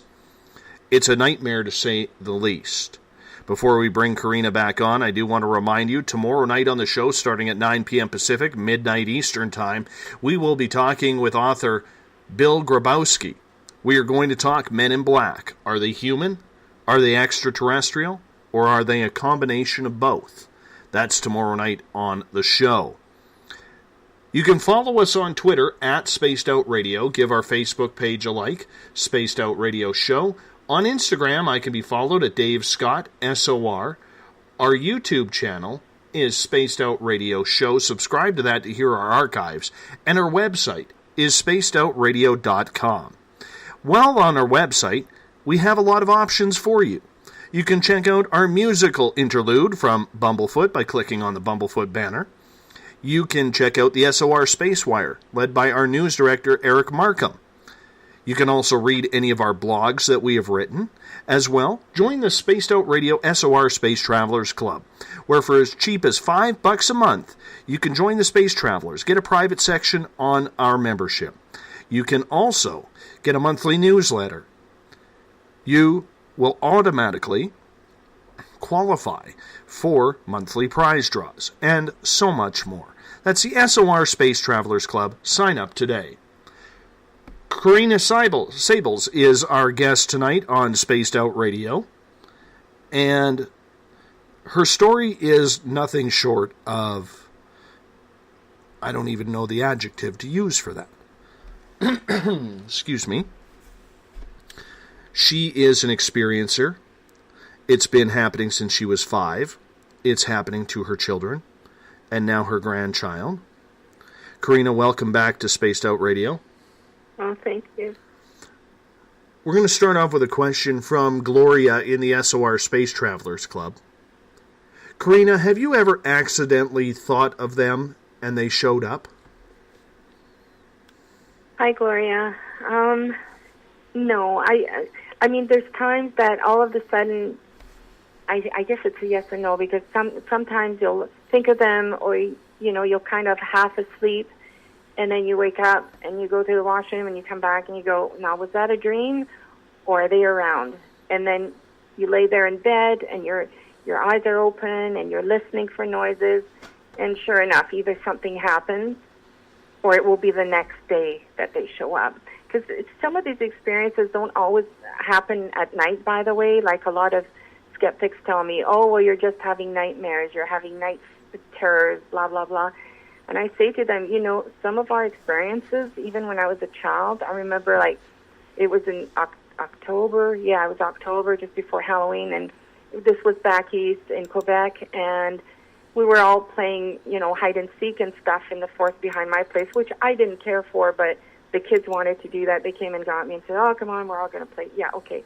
Long story short, you don't think about it, but something happens during the day. You're not thinking about them. You're playing with your friends, and all of a sudden your friends are gone, and you don't hear anything, and you're thinking, "What the heck? What's going on?"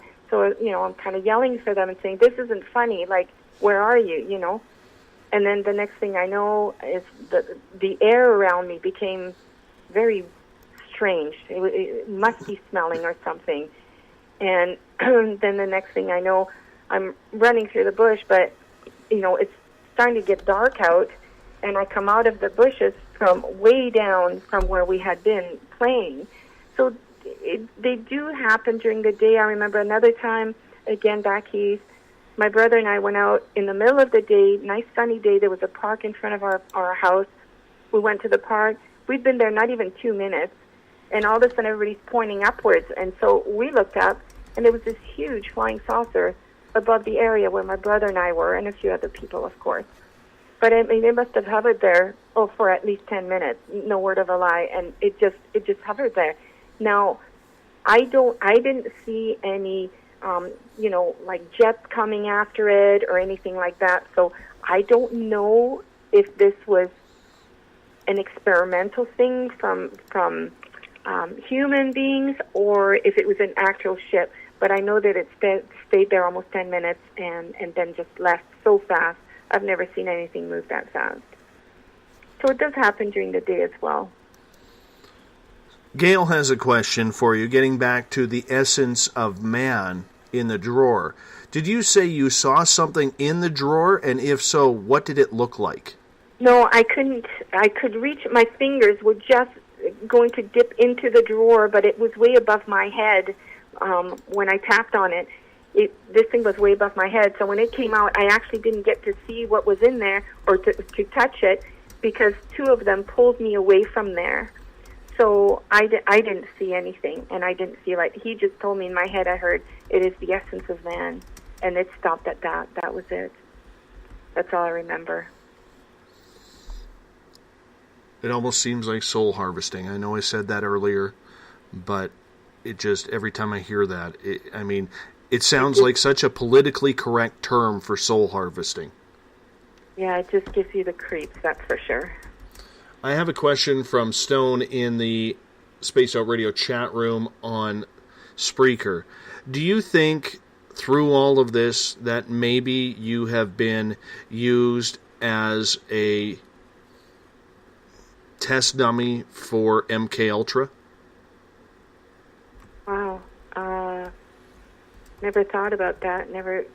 I never even heard of that word, MK Ultra, until just a few years ago. So I'd have to say, well, no, not really, no. But who knows? I don't, again, I don't have a straight answer for myself. Like, I just go by what I've experienced or how I'm feeling or what I intuitively pick up.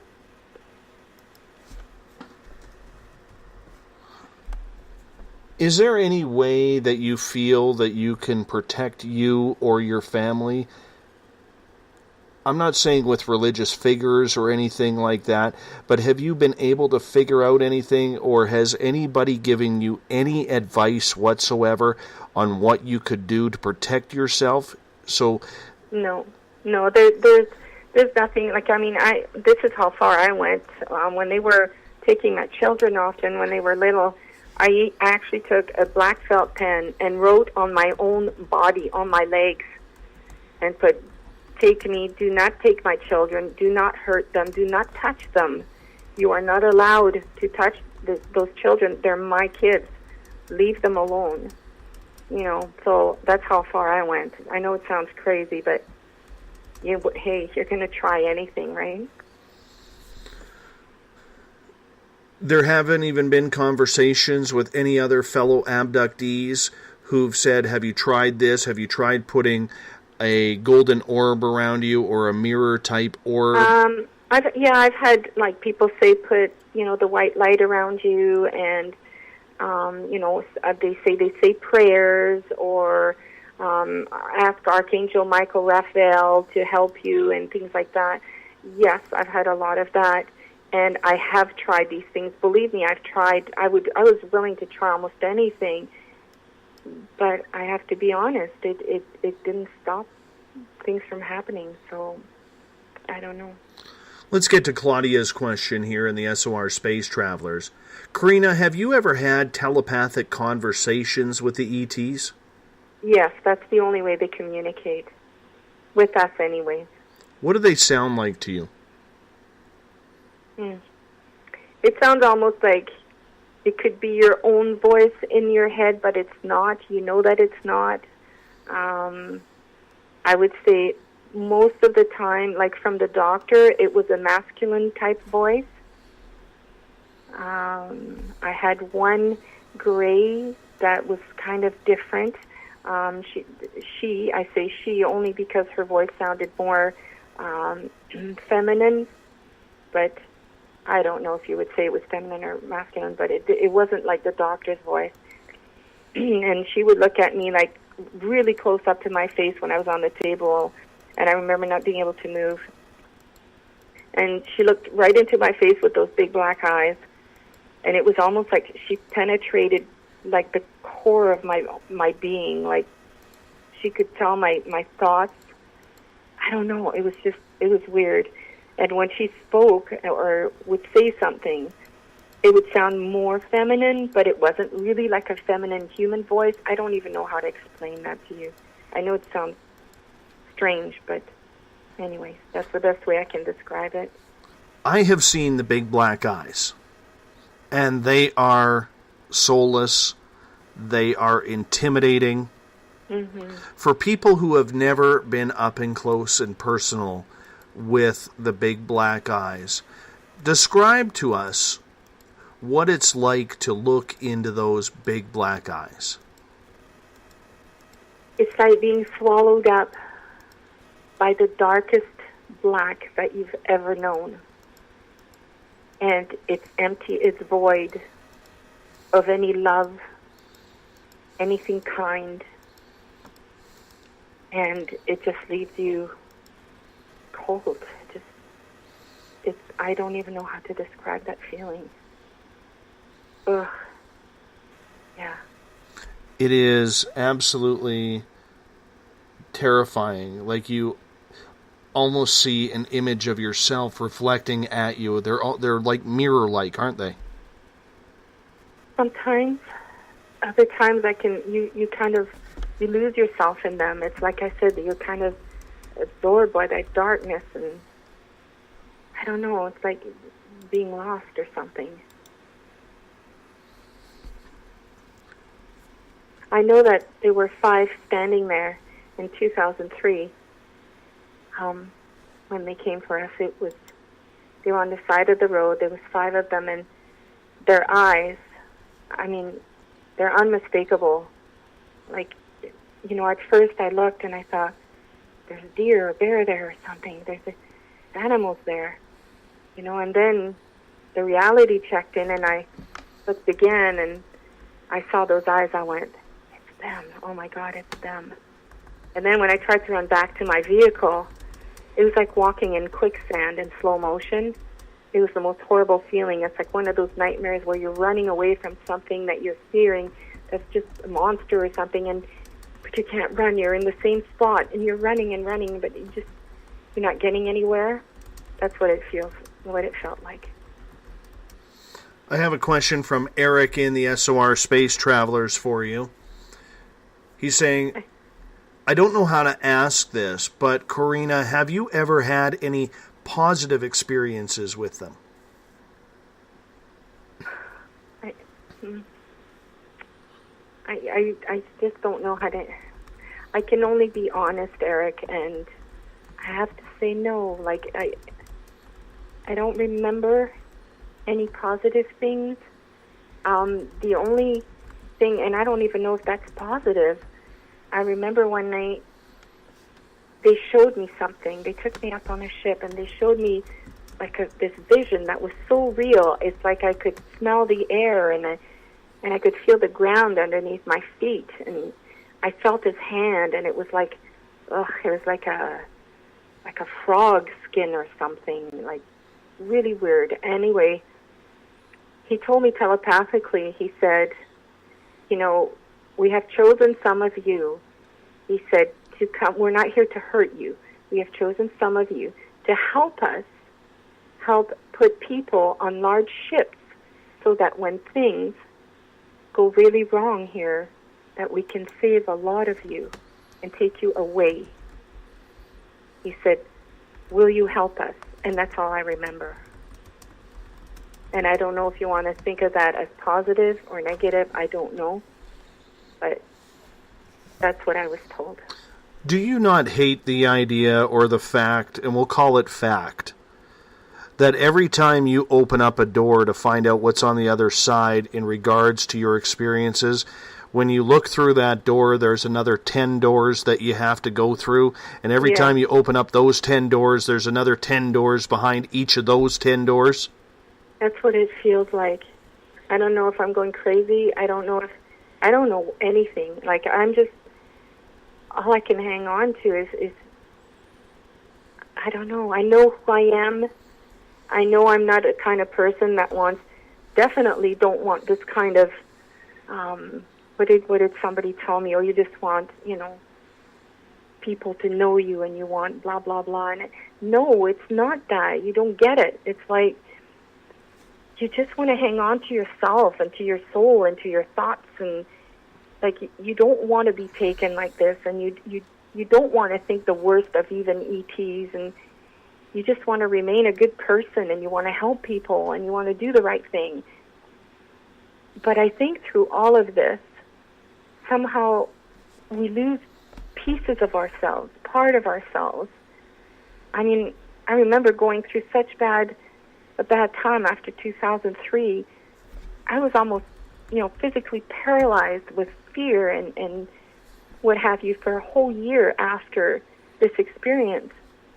And the post-traumatic stress syndrome, as they call it, it was just disgusting. I had to finally, I just went, that's it, enough. Like, I have to snap out of this.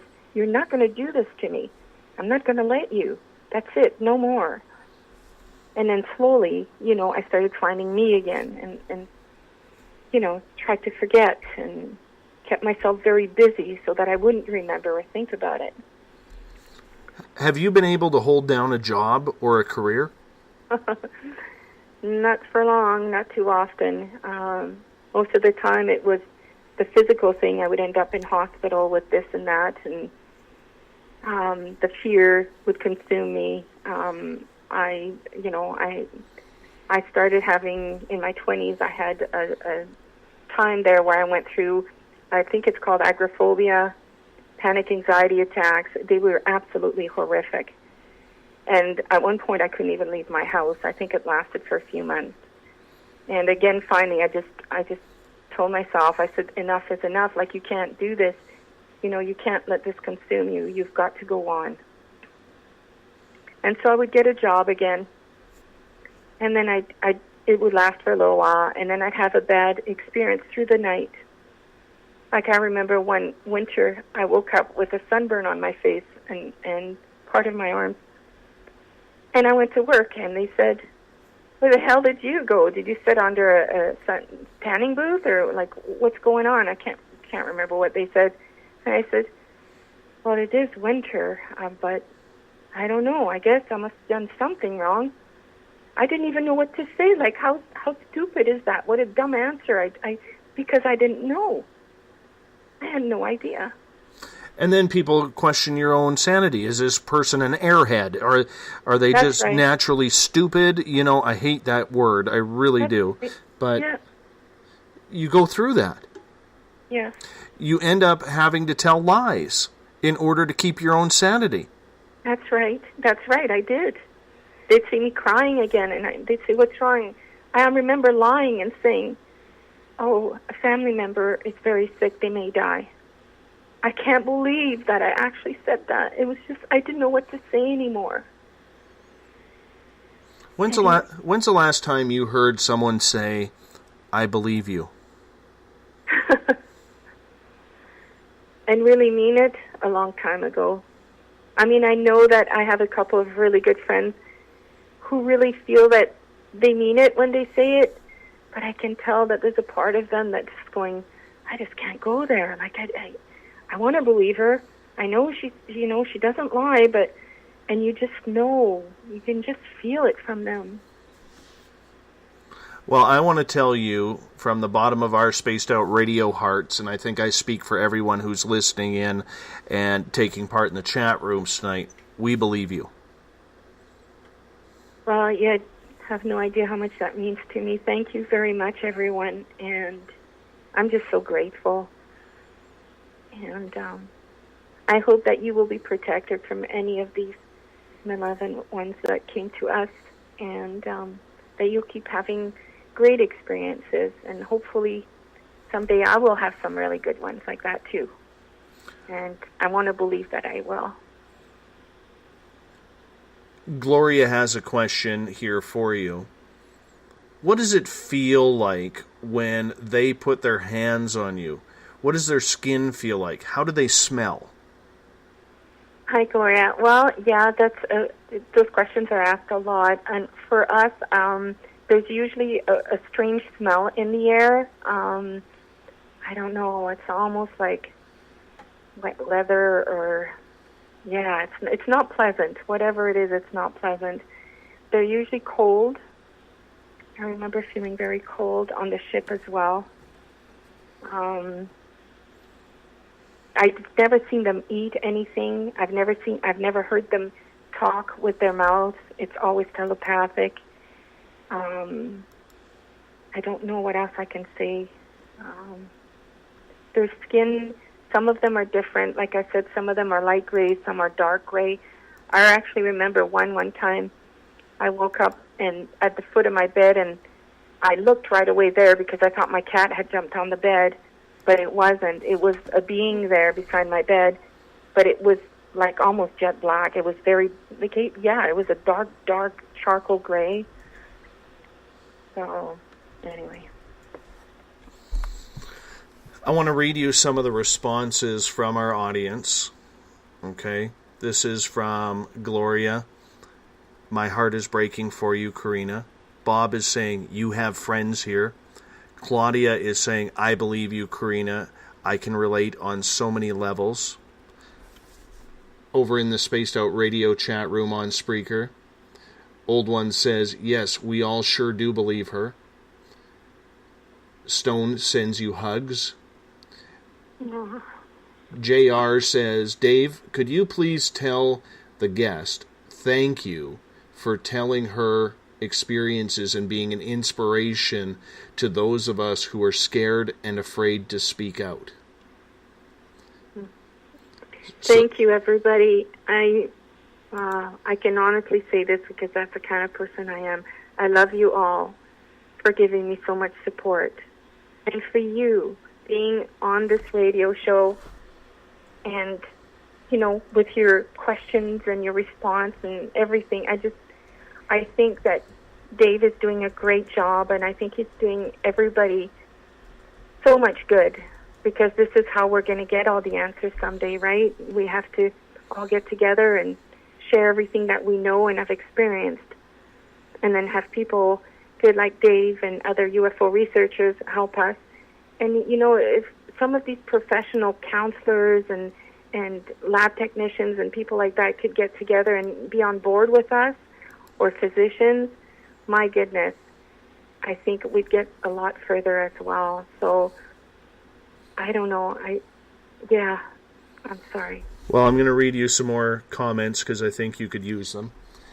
Trip is saying, remember that the normal people are the weirdos, and us weirdos are actually the normal people.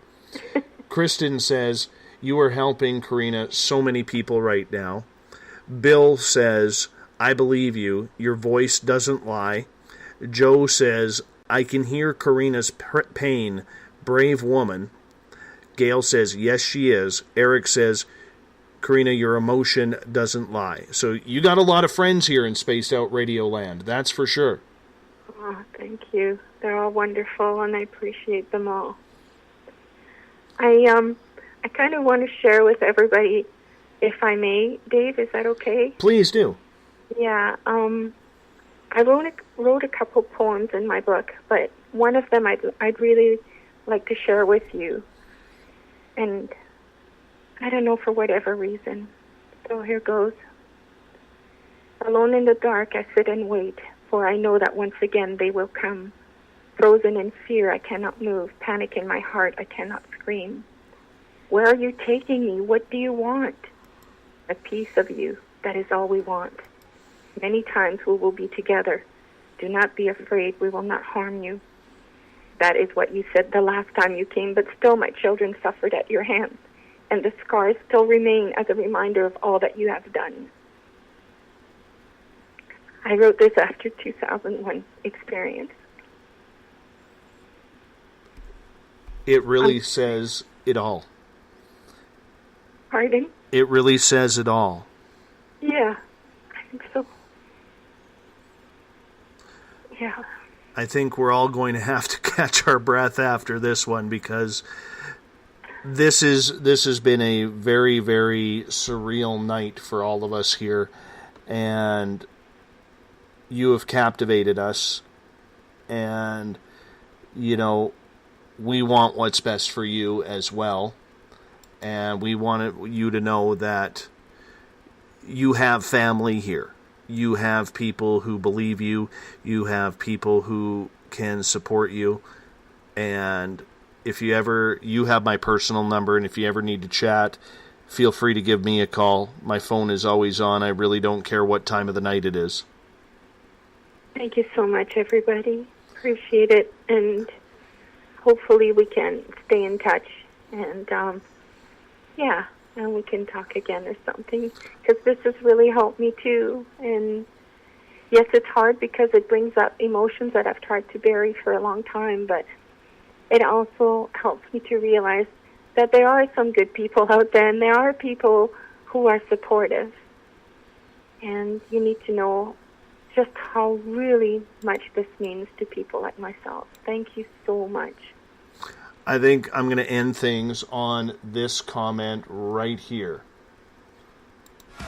And it comes from Eric Markham, who is my Spaced Out Radio news director.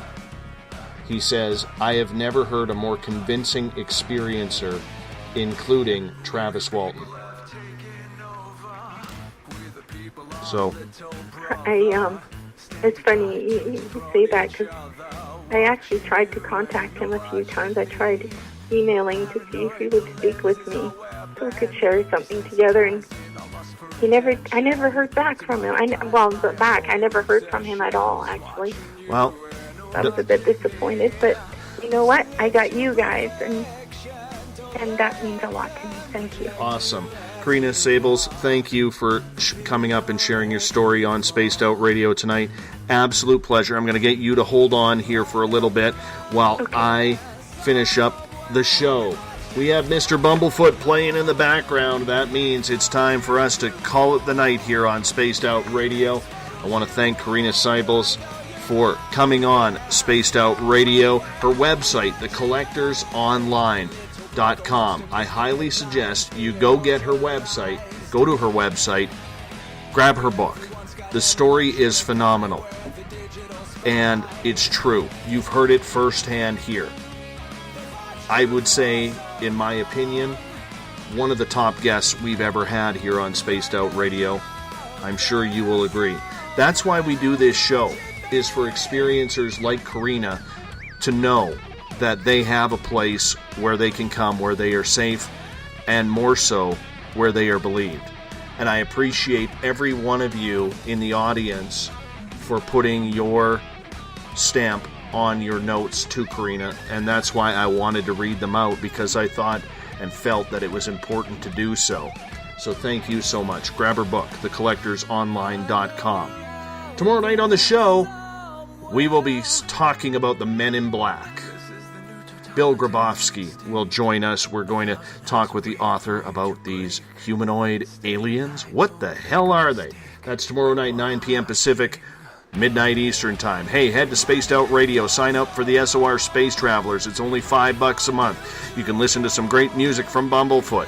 Check out our blogs, including mine. My new one will be up on Sunday. There's a bunch of great reading material on there, including the SOR Space Wire from our news director, Eric Markham. Check it out today. We want you to be around. Follow us on Twitter at Spaced Out Radio. Give our Facebook page a like, Spaced Out Radio Show. On Instagram, we can be followed at Dave Scott, SOR. Our YouTube channel is Spaced Out Radio Show. And once again, our website is spacedoutradio.com. Bumblefoot's taking us home. Have a great one. We'll talk to you tomorrow night.